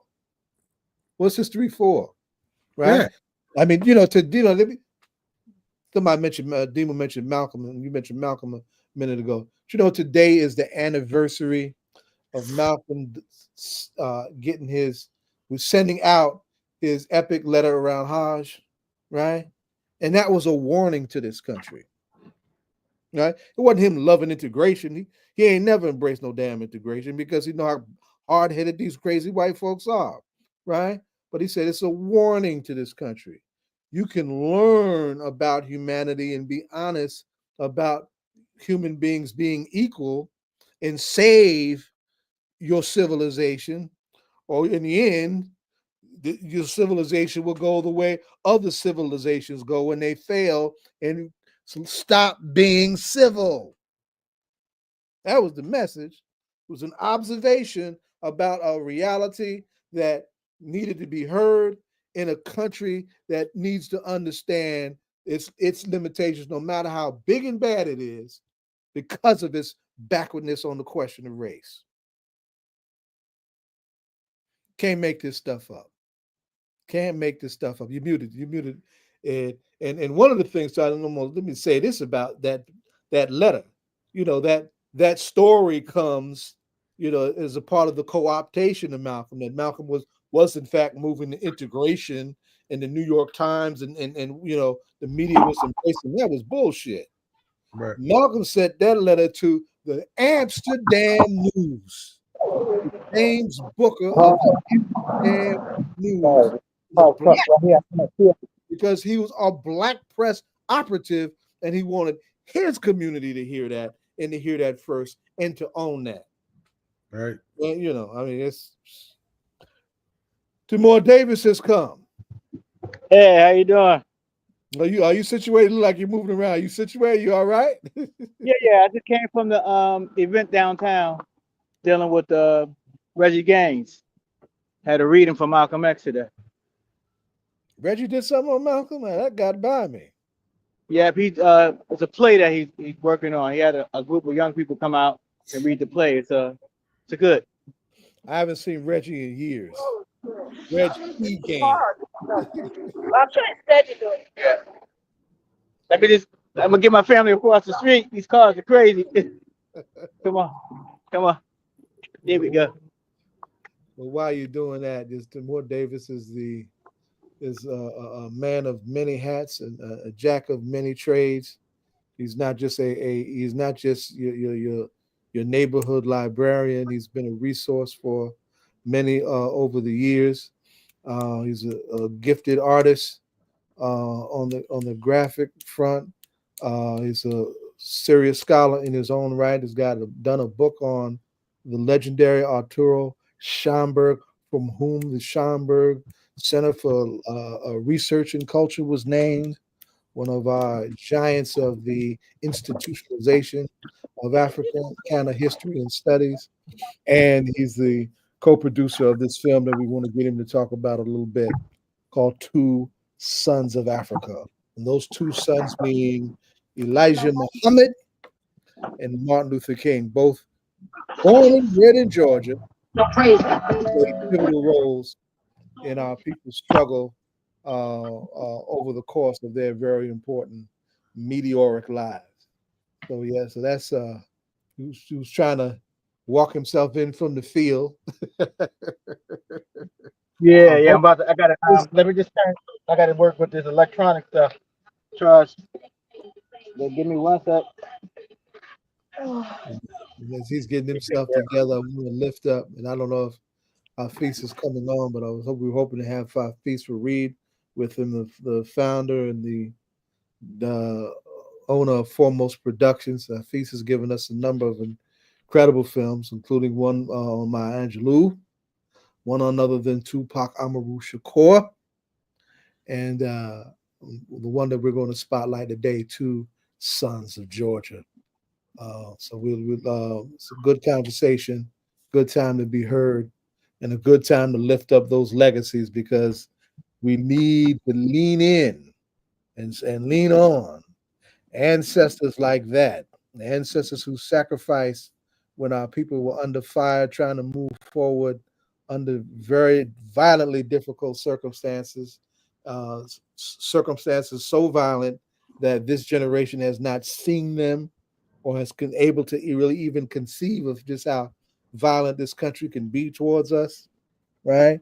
We need to lean in those who've gotten through this in order for us to properly be grounded to get through this now. So it was very timely that this film is coming forward. Tomorrow, I already have told this audience that I intend to organize a showing of that next year, because next year will mark the 60th anniversary of that epic meeting between those two giants, right? February 24th, 1966, right? We're going to lift that up next year as a part of some of what we're calling our Malcolm X Human Rights Film Festival project that we're developing, right? Yeah, Kafele, you'll love it, right? The great Principal Baruti Kafele just chimed in. It sounds like a film he needs to see. We agree. We agree. I was trying to keep Larry on with you, Timur, because he's as centered until he just popped out. He's trying to get his stuff together. He's what we're doing tomorrow is so King centered in terms of the principal organizing legend who we're using to ground that experience. And it's just and that this part of Dr. King's life too is a part of his life that is underappreciated. Most and I was looking at Roland Martin, because Roland Martin did a conversation with Professor Theo Harris on her book about how the convenient commercialization and packaging of Dr. King confines him to the "I Have a Dream" speech and some of the things, not all, not but just some of the things that he did in the South, not even touching what he did in the North. In fact, one of the most difficult and protracted struggles that we all face, particularly in these cities now, is affordable housing and homelessness, right? And one of the most difficult spaces where we have access to hold accountable the levels of power in the real estate and the real estate and insurance industries, that in the banks that redline our communities and that do little or nothing to for our people when they are in critical need of housing. We say, and this is Dr. King shifting to the left towards Malcolm, that housing is a human right. And the civil rights bill that came out of Dr. King's push into the North was the Fair Housing Act. The least enforced history will prove of all of the Civil Rights Act, but that nevertheless the bill had gotten done because of that bold incursion of that black man and his organization coming north, confronting the racism, the up south racism that was unique to Chicago and unique to places like Newark. And in fact, Timur, can you hear us now? He's still muted. He's still trying to get himself together. But I can hear you. Can you hear me? You're a little muffled. Can you hear me now? Yeah, we can hear you. We can hear you, but you're a little muffled. Okay. Better. That's better. You're getting better. Okay, great. All right. So let's bring this young scholar into this conversation and tell us about this film. So tomorrow, are we going to have? Were you able to reach Hafiz? Nah, I told him about it. I think he's going to be busy this evening. Okay. So yeah, he's going to be busy. So yeah, I let him know, but he said he's engaged in something else. Okay. Yeah.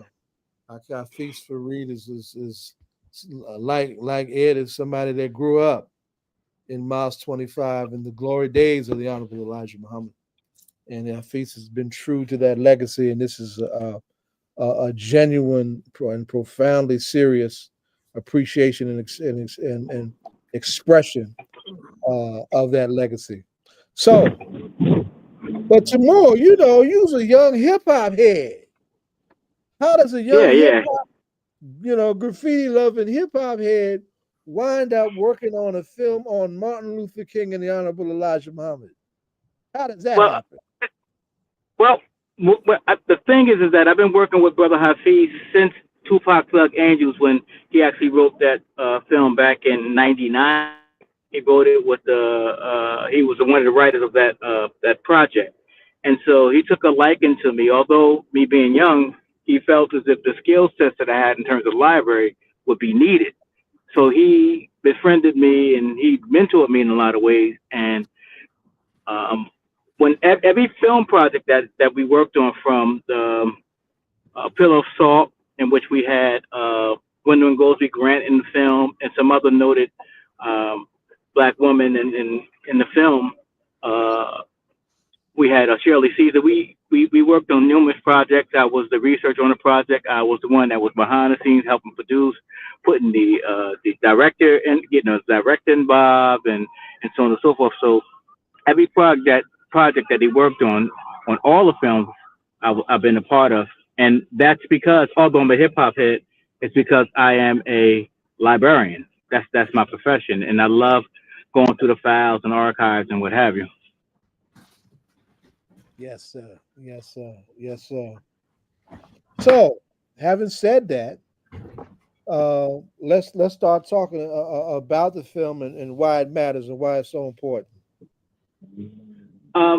The film matters because you're talking about two known figures during the time of the revolutionary fervor and the revolutionary movement in the United States of America. Two figures such as Martin Luther King, Dr. Martin Luther King, and then Honorable Elijah Muhammad actually meeting in 1966, in February of 1966, talking about the ideas of creating a Black United Front in Chicago. They met at Brother Honorable Elijah Muhammad's house, and Coretta Scott was there, and there's some other figures that was in that particular meeting as well. And that's insurmountable, because when you talk about revolutionary struggle, Chicago was a geographic location of the history of struggle in the United States of America.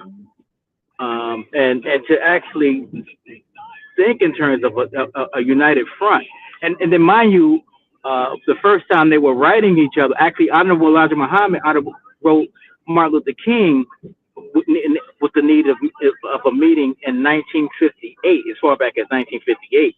Yes. And there was numerous correspondence taking place between telegrams and so on and so forth, stuff like that. And for some odd reason, they didn't meet during that time. They met years later. But in the meeting, it was a discussion. In the second letter that was actually sent, there was numerous different correspondence, but there was one letter that was sent in '66 around that time, and they finally got a chance to meet, and they talked about the importance of a Black united front. And even the ideas of these two leading figures of actually contemplating this idea would be considered subversive by the establishment, by the government, and dangerous, because you had one person that had a lot of resources, money's coming in, and then you had another person who was a leading thinker and had influence throughout not just America but throughout the world. That's Martin Luther King. So that was a key meeting during that time.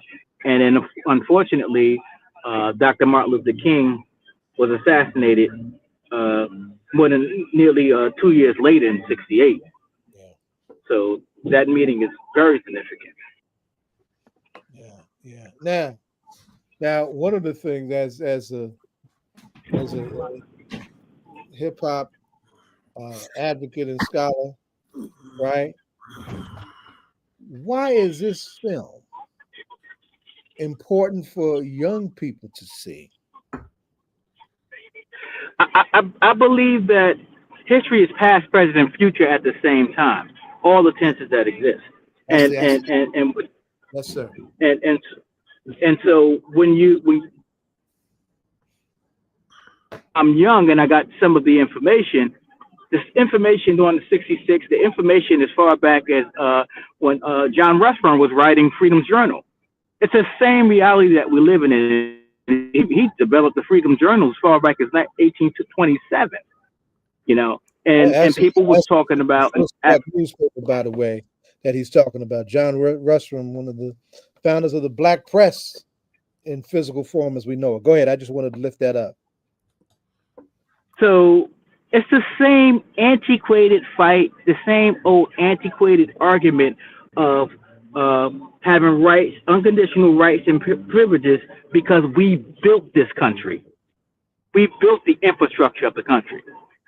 Although I don't agree with the current president on many different levels, one thing he did say that was true, and it's something that's on social media, that African Americans built this country. We have stake in this country. It's unfortunate that the laws that exist actually continue to disenfranchise us from resources that we are entitled to and we have rights and privileges to. So and then when we go into talking about hip hop is important because prior to the beginning of hip hop in terms of rights and privileges, in New York, a lot of those resources were depleted because New York was going bankrupt with Bain being the mayor and then Lindsay being the mayors of New York. And then there were no resources for the young people in schools. The art projects were closed. So, and then, you know, most people in the Bronx actually had to cut on the light illegally to be able to survive. Mm-hmm. You know? It's so that's the reality that we're living in, and that talk goes into the antiquated reality that they felt that blacks had no rights, they had no resources, despite us actually building the infrastructure of this country. Indeed. Oh man, indeed. So tell her that. So, but then now, the film has gotten some looks in the area. It's gotten some looks nationally. Tell us where it's been and where it's going. It's been all of it. It's been in different facilities in Westchester County. It's been shown in different parts of New Jersey. There's been talks about the film out in Chicago on a radio station. And we're looking to schedule screenings in DC and Maryland. That's what we're working on now through the HBCUs and the fraternities. So those are some of the strategic initiatives that we're looking to engage in to allow people to see the film, and then they can begin to ask the right questions and dialogue about it. Because essentially what both Honorable Elijah Muhammad and Martin Luther King was talking about, they were both talking about reparations. when Dr. Martin Luther King said there was a check that was given to us that was blank with insufficient funds. So reparations that was being talked about now and conversed about, it's something that they discuss. To talk about building the nation and having rights and privileges, it's the same antiquated argument as far back as Rush Room, as far back as Ida B. Wells, talking about the importance of us not being disenfranchised. Mm-hmm. Yeah. Ed, I know you want to jump in. Yeah, what's interesting is, though, Brother Timur, then why do we continue to have this type of conversation where all white folk want to do is have studies around reparations, right? Because if this conversation was going on with Dr. King and the Elijah Muhammad back then, and now, even with the governor's race in New Jersey, that was a question that was posed, right, to all of the candidates. And the mayor was the only one who definitively said that would be part of his platform. These other folks wanted to talk in terms of doing a study. Mm-hmm. And that's all we've done. Or I should say that's all white folk have done. Been willing to do one study after another. And what happens is our elders continue to die with nothing being done. You bring a very important point, right?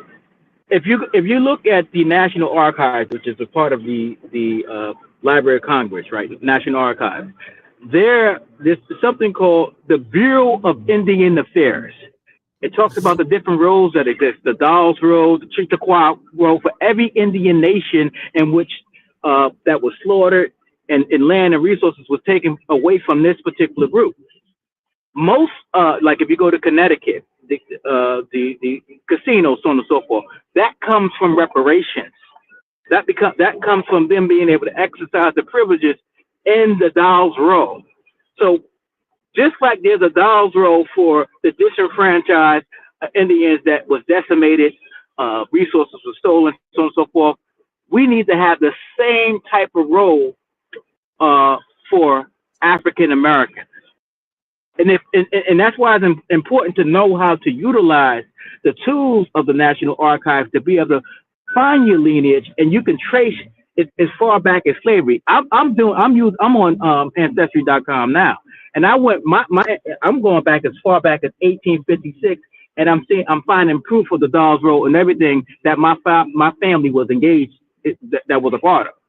So it's not just an argument. There's documents that are there that can be utilized to further the argument, and you can actually get access to your rights and privileges as a person that's a descendant of a slave.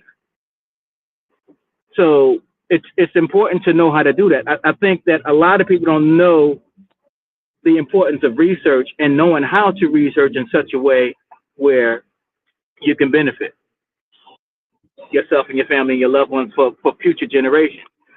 The Dawes role, those Indians that's actually benefiting from the Dawes role, that generation and future generations are still benefiting from that for the next 100, 150 years. Mm-hmm. Why can't we do that? Mm-hmm. That's because we're not studying that aspect. Like, so you can go before them, like, because there's some African Americans who are miscegenated between Indian and African. So you can trace that lineage and say, well, you owe me because of this and that. In Oklahoma, right, in the so-called Black Wall Street area of Oklahoma, are Black folks with that kind of identity. And the struggle for reparations there is threefold. Yeah. Reparations from what happened to us as a consequence of the slave trade, reparations for what happened as a consequence of the destruction of Black Wall Street, and reparations for what happened as a consequence of the displacement, the genocidal displacement of the indigenous communities of that same area. And there was a serious mix of Black and indigenous forces in that place. Somebody near to me, and I'm not going to see her until to June. But I've always wanted to work much closer with her. Is Dr. Tiffany Crutcher. Tiffany Crutcher is a twin sister of Terrence Crutcher. Terrence Crutcher was Tulsa, Oklahoma's Hands Up, Don't Shoot, right? She touches she checks all those boxes, and is intimately involved in each of those struggles, right? And is a part. And you talk about what we've done in Newark in terms of, rebuilding the system and working with community-based violence. And she's doing all of that, right? Somebody that does understand that, and somebody that is an example of what you're talking about. We definitely appreciate that. Ed, I know you wanted to add to what you were saying.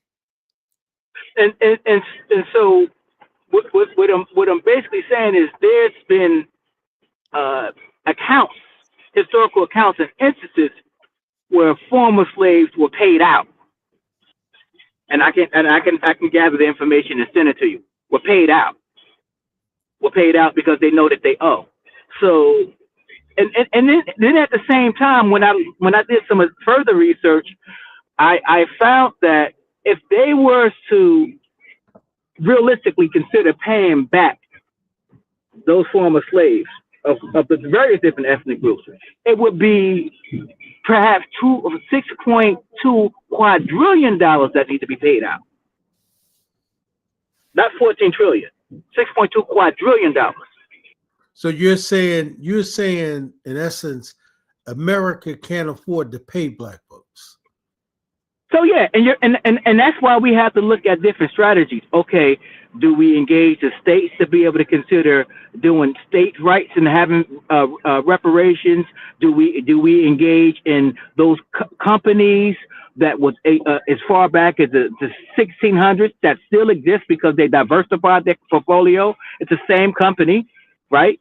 And because what happens is that lineage go down for generations on end. Do we go to them and say you have to do a payout? Because in Portugal, they're looking at different means of reparations for them too, over there in Portugal. And the Brazilians are even considering, like, how do we deal with it? Because it's the real reality. Right. The world benefited tremendously. We're talking about in terms of the world. We're talking about the royal families. We're talking about the British. We're talking about the Spaniards. We're talking about so many different ethnic groups that are empowered due to the slave bureaucracy in America and throughout the world. Slavery did not end until 1888, 12 minutes from the 20th century in Brazil. That's right. And then had it not been that for that Civil War and our ancestors jumping in the Civil War, that could have happened here. It's a great book that's out now called Yale and Slavery, where Yale actually was honest about saying that we were involved in slavery with our school. The Ivy League school was involved with slavery, and there's the book out, and I can send it to you. It's a digital book that talks about the institution and their involvement with the slavery in the school, not just Yale, but other schools too. Look at the cotton plant that's around those coastal arms that exist for the school. Rutgers, right here in Jersey. Yeah, Rutgers. Right. Actually, the argument is that Rutgers was considered slave quarters. That whole land. If you look at Wall Street, Arthur Dow, all those guys was involved with slavery. That's how they made their money. Loaded. So the quintessential essence of people the quintessential essence of the insurance companies that exist, Lehman's, all these different insurance companies that exist now, that it wouldn't exist without the presence of slavery, because they had to insure the slaves, they had to insure the ship that the slaves were on, they had to insure the cash crop. If you read David Montero's book entitled The Stolen Wealth of Slavery, it goes into the banking institutions and how much it was made. It was so much money that was made from slavery that they created the Federal Reserve to protect the interest of the money that was made from slavery. And we're loading up and putting in the chat your shares on these related items of research and gems, and all of that in a conversation coming out of the film on Martin Luther King and the Honorable Elijah Muhammad. You can't make this up. Powerful stuff. Powerful stuff. Powerful stuff. I mean, the books are out there. The books are there. David Montero wrote a book, The Stolen World for Slavery. It is a book that needs to be studied and read and examined. The book, The Jail Impact of Slavery, is a book that needs to be studied and examined because the truth is out. The truth is out. You know, most of these institutions, banking institutions that exist today, was engaged in slavery. They got their money from slavery. They made their bets on slavery. They created insurance based on slavery. They would actually give loans based on slavery, how many slaves you had in your plantation. And they would give upfront money based on the backs of blacks that were enslaved. Loaded.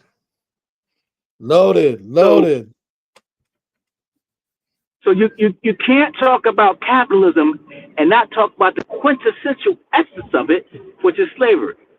When our ancestors were the capital. The capital was the cash crop. Everything they looked at us as cash crops, as commodities, as a human being that could be sold based on interest. They made bets on that. How many slaves you have?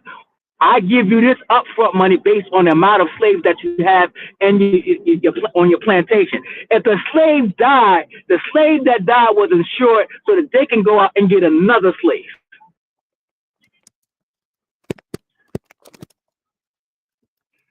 Loaded. These major insurance companies that exist today, companies that we know and see, insurance companies, they was involved with slavery. Because you can't have a financial institution or not have slavery and not insure the land, not insure the cash crop, not insure the resources, not insure the vessels that's coming in to be able, when the ship got messed up, going out to pick up additional slaves, that ship that got messed up was insured. They can build another ship on the backs of slaves.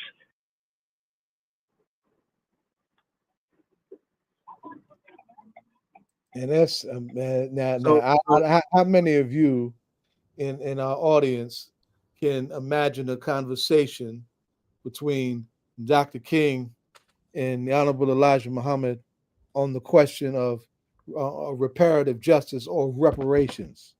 You know that had to be in the sauce. Go ahead, keep talking. Keep going. The very fact that he said there's a check with inefficient funds. That statement says a whole lot about the history of slavery in America. Inefficient funds. The slavery was based on not real money so much, it was based on debt that was owed. The white slave owners was in debt for the slaves that they owned. So most oftentimes when they cracked the whip like the way they cracked the whip on the slaves, it was based on that anxiety and frustration of the debt that they owed to the banking institutions. And the banking institutions would actually bet on it. It was gambling based on blood. So Timur, so that's what he was talking about when he said the check had come back inefficient funds.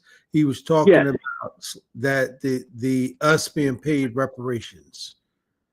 Yes, we built the infrastructure of every major invention that exists in this country by black folks that created the patents and what have you. Those patents was actually stolen. Yes, sir. By those folks. Yes, sir. Stolen. We're talking about somebody like Thomas Edison making billions of dollars on the invention of Latimer. That's right. He didn't get paid out. Lewis Latimer. There was no payout for. Yeah, there was no payout for Lewis Latimer. There was no payout for any of those other Garrett Morgan, and there was no payout for any of that type of stuff. They were still in the patents. The patents that existed at the United States Patent Office during that time, during the Progressive era, was out of control. They did what they wanted to do. Absolutely, absolutely, and let us remember. Let's coming back to the Elijah Muhammad side of the equation, right? What the Muslims want. We want people in America whose parents and grandparents were descendants of slaves to be allowed to establish a separate state or territory of their own. Yeah, yeah. Right? Yeah. That's land-based reparations. That's right. Land-based reparations we're talking about. That's right. That's right. I'll put the phone on mute because I'm about to. Yeah, he's trying to make an adjustment, but you know, the books are out there. I think Randall Robinson with his book he did a lot with his book, but that book that came back with David Montero, that's a book that breaks down the financial system and how much is owed and how much was given out. What's the name of the Montero book? So It's called The Stolen Wealth of Slavery. Stolen Wealth of Slavery. Yes, sir. Thank you. I'm going to put that right in the chat so folks can do their own research. You ain't got to take my word for it. You ain't going to take it anyway, right? Go and see for yourself. Timur, as we wind down, what is on the immediate agenda for Two Sons? Is there anything coming up in the area in terms of showings and other educational, connections with it?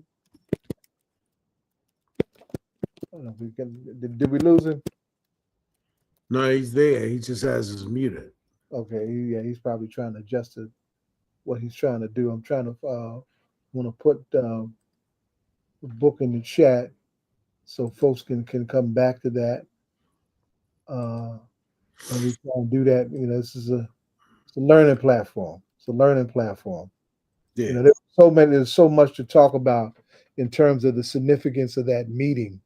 And in my preparation for this conversation, I was looking at the historical flow of where things were going at the time, but I did not consider the reparations question, and I'm glad he lifted that up. And that's why we have to have these conversations and create these kind of platforms to do what we do.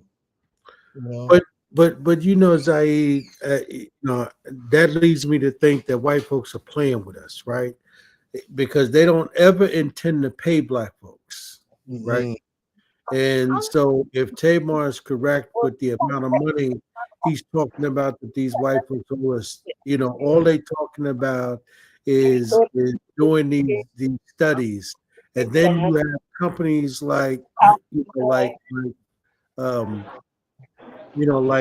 Target, who make these promises, right, to even the playing field with black folk, to donate all of this money, and then all of a sudden renege on that, right? Because all of these folks, I mean, if Tamar was able to go and find and do the research, right, all of these, these scholars in America know, right, not only how much they owe us, but they also know that they can't afford to pay us, right?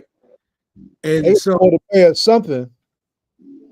Yeah, but remember now, Elijah Muhammad said the only way to make that right is that we had to be talking about either a state of our own, yes, or because we're talking about being able to set up and be able to manage our own self in a particular state. And remember, that's what Lumumba was talking about when he was saying free the land. That's right. You take 10 days of the African independence movement. Right. Land question. But it would seem that's the only way to pay us. Because it would seem to me that if we understand economics, then this debt is continuing to grow. because it's interest that is accruing. And I mean, so the easiest way to be able to pay us, Tamar, in my mind, would be like the Elijah Muhammad said, name 10 states that we can move black folk into, set them up so that they can run those states themselves, and black folk can govern themselves their own educational system, their own medical system, all of that, right? Their own economic system. I mean, look, man, you see what happened with Japan, right? After, they received reparations. yeah, Japan received reparations after that war. right. They received reparations. When any other nation that they go to war with, they pay out reparations. They pay out reparations. The Nazis received reparations. Ain't nobody see reparations like the state of Israel. Yeah, there's reparations that go out with unlimited resources, and here we are in this country building the infrastructure of this country and not receiving any resources. That means that, for one, with the Bureau of Indian Affairs, most people that had cashed in on that, they don't pay to go to college, they don't pay taxes at all. There needs to be a list of incentives that's in place. I think some civil rights organizations talked about it. They wrote resolutions on it, but nothing ever happened. Nothing ever happened at all. And why is that? It's because of the fact that they don't care to do it. They feel as if nothing's going to happen anyway. There has that would be one way that would be an excellent way to start paying black folks back, right? If they made education free for black folks, if they made it, because I remember that Elijah Muhammad and Farrakhan and Malcolm saying taxations without representation was tyranny. Yes. Right. Yeah. So that would be one of the excellent ways to do it, right? But out of the American Revolution, by the way. Yeah. But it would seem to me, Tamar, that these people don't intend to ever pay reparations. Because in reality, they don't care. Right. They don't care to pay that out. You give reparations to what is that? Ukraine. You make them whole, but you can't make us whole.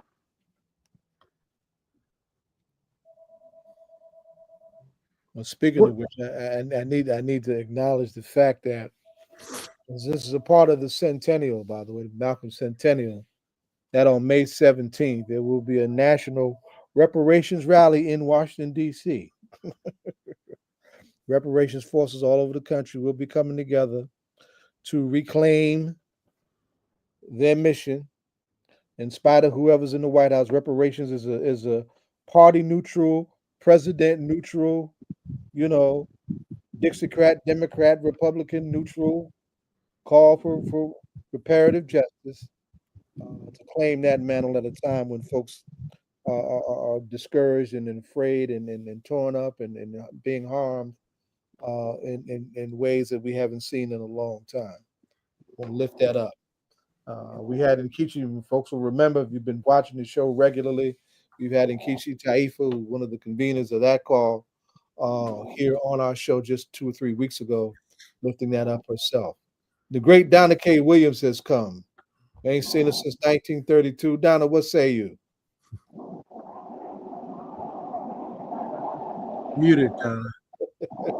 She ain't saying nothing. She's still beautiful. Madam Councilwoman is still muted, but when she's here, she's very much here. Look at that, you messing us up in radio land. You got to talk, baby. She's muted.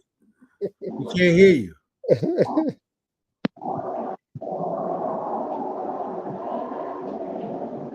She's having tech issues. I don't know where she's at. It looks like she's in places she hasn't not normally at.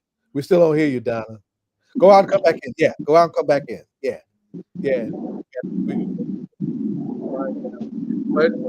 But Tamar, it would seem to me that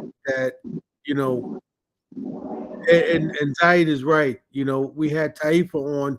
I think it was last week. Zaid, she was on, and it just seemed like to me that remember we had Queen Mother Moore, who was a champion for this, right?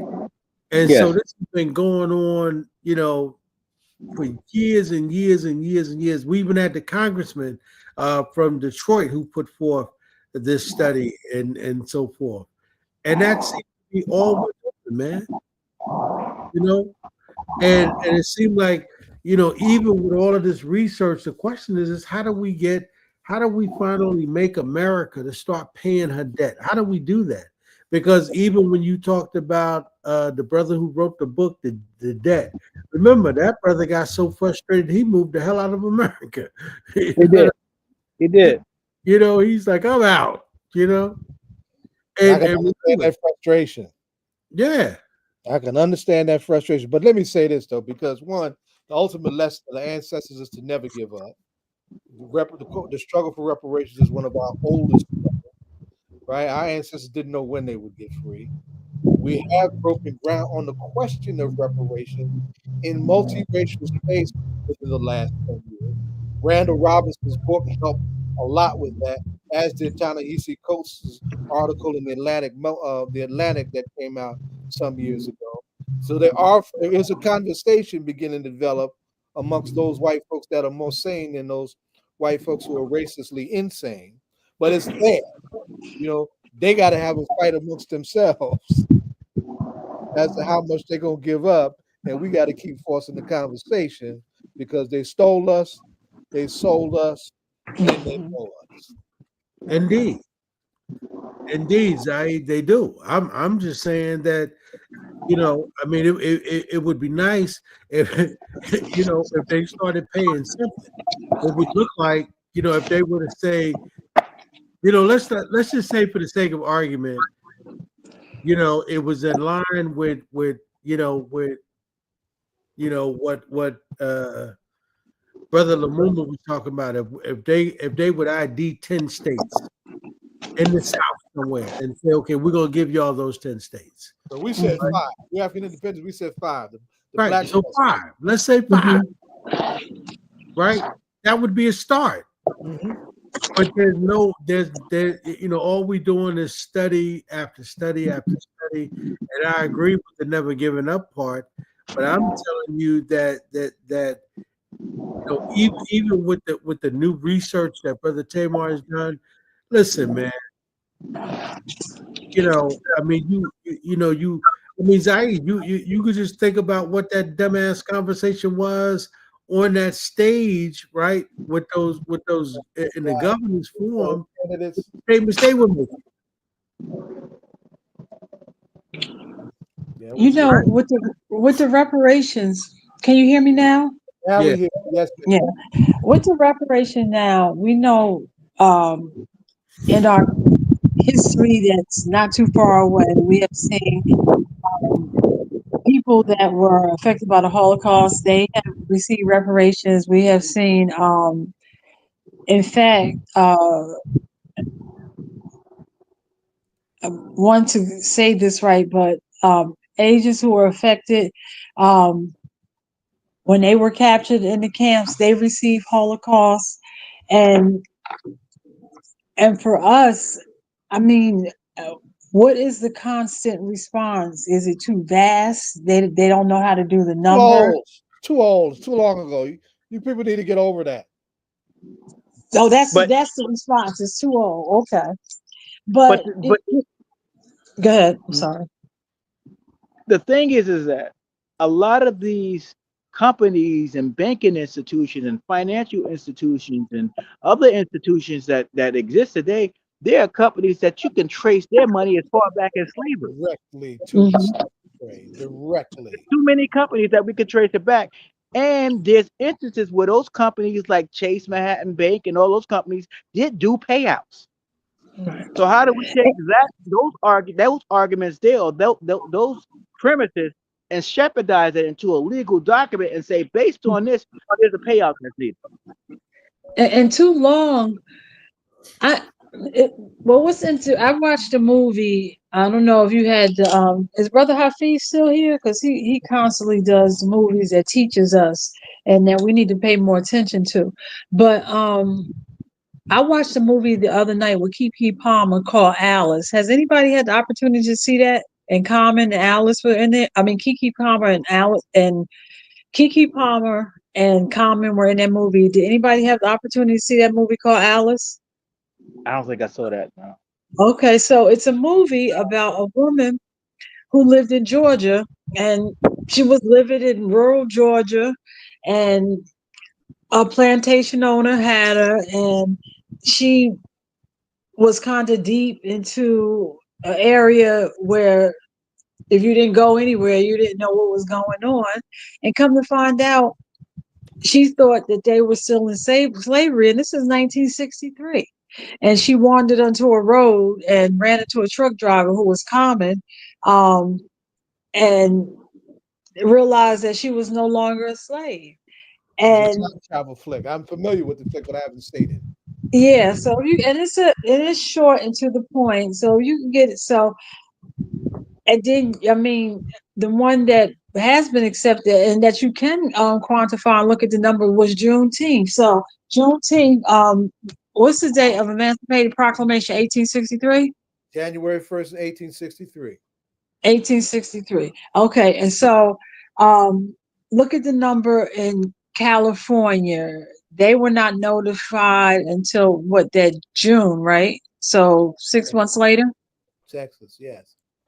Okay, so you can quantify that because for the jobs that they were doing, how many hours? I'm sure they kept books and everything. How many hours? What was the hourly going rate for that? And then maybe you would, and this is where you will come in from an attorney standpoint. You know, I know in like in civil and in landlord tenant, if you uh lie to a tenant, they kind of do 3 times of what the rent you have to pay them. So there are ways of counting, and there are different formulas that they use, and They got an algorithm for some of everything nowadays. yeah, exactly. And so I think it can be done, even if they start, which is very close to us, and then go back. And there's some schools like Georgetown has done it, I believe. So people, it doesn't have to be, everything's not going to be from the government. Some institutions that are well established today who realize that they definitely benefited and they can take it upon themselves. And I think what Georgetown was doing was uh, maybe free tuition for a group of people who were impacted by their families, or whatever the case may be. So there are different scenarios out there. Do we have a go-to report that says if you were here you may qualify for this, or so on and so forth? Is there a document like that? Not yet. Not yet. There are Is there studies anybody that working on that document?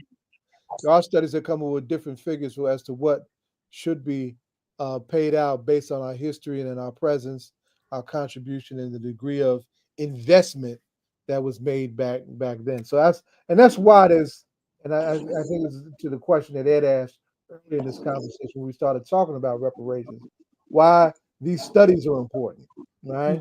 Because these studies, in there, if they actually do the studies, they validate the argument from Mm-hmm. a constitutional lens.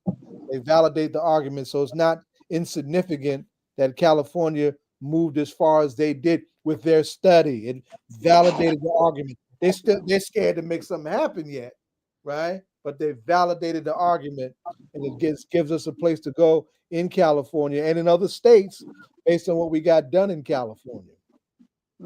So there you go. I mean, we just have the willingness to be listened to, us getting a team together, a bona fide commission, and having uh, maybe through the CBC, or is it just a Congress member putting forth legislation, setting up a committee to, and a lot of studies, but you could say to establish the studies and submit the report based on. HR 40 is the bill we've been trying to get done. Exactly. John The Conyers. HR 40 does that already. Yeah, John Conyers did the most extensive study, right, to prove that reparations was right and exact to begin to heal the harm that was done to black folk via slavery.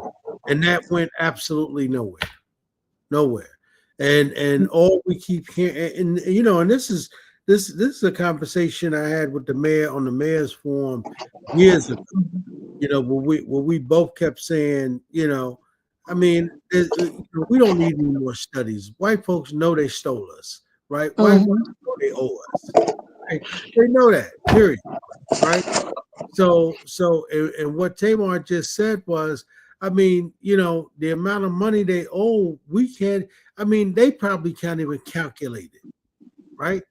And when you owe someone, what happens is those debts continue to accrue in interest. Right. And so in my mind, what I said to Zaid Donovan before you came on, what I said was the way you began to right that wrong. I think the Honorable Elijah Muhammad was correct, and he saw this perhaps, you know, by the Spirit of God, was like, look, just give us some land that we can call our own. Yeah. Right. Yeah. Right. You know, yeah. And what also think that Baba Lumumba saw it, where he said, you know, give us some land that we could call our own. Right. There's a couple things. There's land, there's tax credits, just because we've started so far behind the 8 ball that we're always going to find ourselves into some type of debt. So just like they're doing bailouts for those that don't need bailouts, the wealthy, why not do bailouts for persons who just never got their 40 acres of the muse? They've always been playing catch up because they've always been way behind.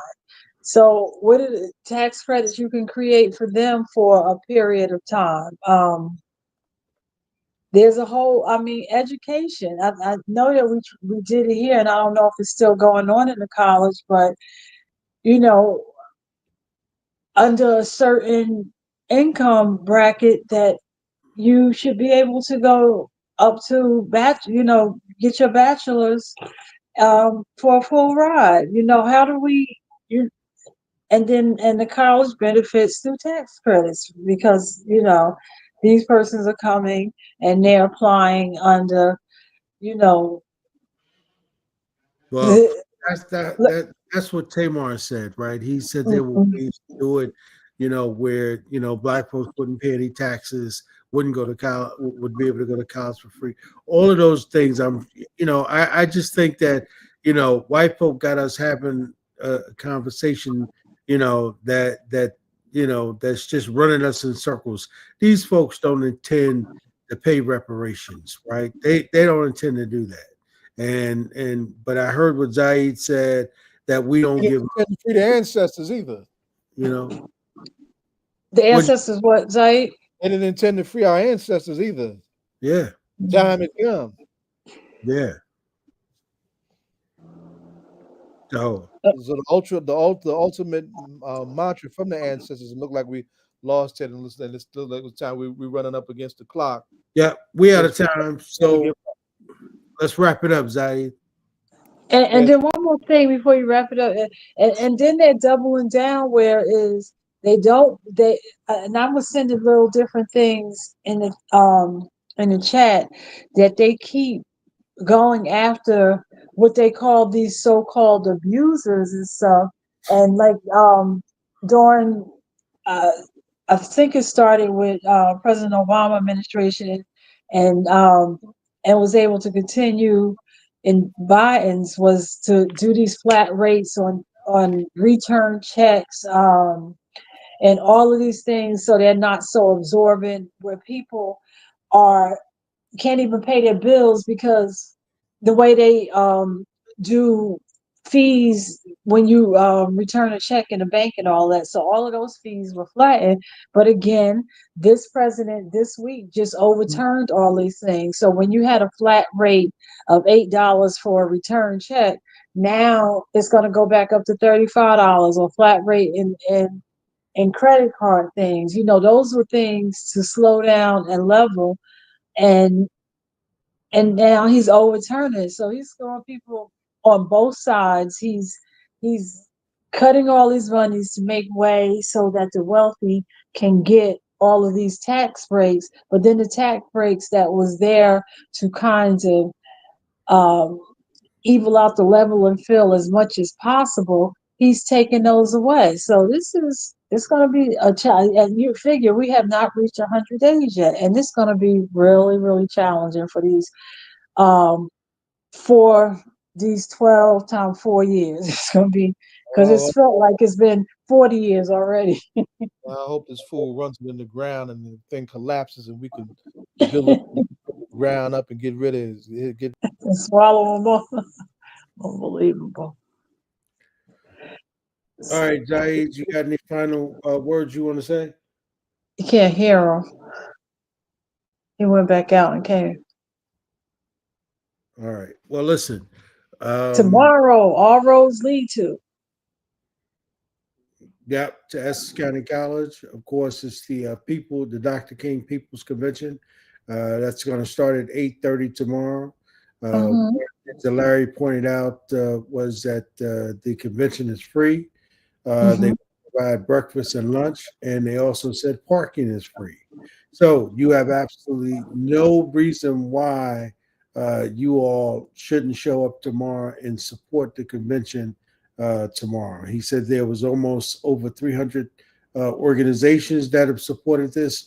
So you all should do your best to get there tomorrow. So we want to thank the disciples for coming through and doing their part. And then we thank Larry for coming through.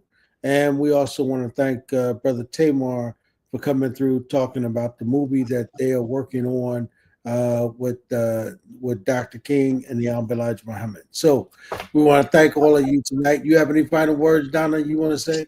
No, like I said, all roads leads to Essex County College tomorrow for a full day of education and information and things how we can move forward. And I'm a watcher of The View, the Roland Martin, and I'll close. I would like to leave words as Whoopi said does on The View every day, that what's going on in the world, everybody needs to know that we're not here alone, that we can reach out to each person, to reach out to somebody, and don't get so frustrated and caught up in yourself. Talk to somebody and let people know how you feeling so that we can begin to plan together to do things and strategize and organize. But don't take this all on yourself. Zaid, go ahead. I'll let you make some final statements. We said some things. Yeah, I'm sorry, my battery went out on my laptop. It's the price I paid for the Ethernet that I had to do to keep my connection, because we had a long show. Never give up. It's a mantra of the ancestors, right? As we look at this crazy backwards time, we lean on the ancestors that got us through the hard times of years before the centennial of Malcolm X. We lean on the United Front. We lean on solidarity. We're lifting up Dr. King tomorrow. We lean on the call for levering the playing field, coming out against racism, poverty, and militarism, and building united strategies the way Elijah and Martin were talking about back in 1966. We lean on people like Elijah, who gave us an institution that was the Nation of Islam, and go deeper in our own daring to be self-determination. And because we've been through worse, so we're going to get through this too if we dare to lean on our ancestors the way our ancestors lean on each other, right? That's the order of the day. All right. And once again, as Donna just said, all roads lead to Essex County College tomorrow, starting at 8:30. Breakfast is going to be free, and there's going to be a lunch. It's also going to be free, as well as parking, and the admission for the convention is free. One of the highlights is going to be, as Larry just said tonight, he broke some news that there's going to be a governor candidates forum taking place tomorrow as well. So at 2 p.m. Don't miss it. I would encourage all of you all to make it tomorrow to be there to support the forum. All right. So as my brother Saeed, you got something And to say? one more thing. Want to offer condolences to Mayor Hackett of Orange, New Jersey, to his family. They lost his youngest son, Merlin Hackett, who done tremendous community service here. Born in Orange, one of his recent jobs, he worked with the county as a social worker, and I know it moved to Alabama, but he was back, and we just sending prayers. This is can't count today, but Mayor Hackett had several children, mostly all boys and one girl. Their names all started with M, and Merlin was the youngest boy, and Malika is the only girl. So this, when you have a lot of siblings like that, I'm sure it's very hard. And this is the first time they lost a sibling, and it was out of all the boys, it was their baby brother passed.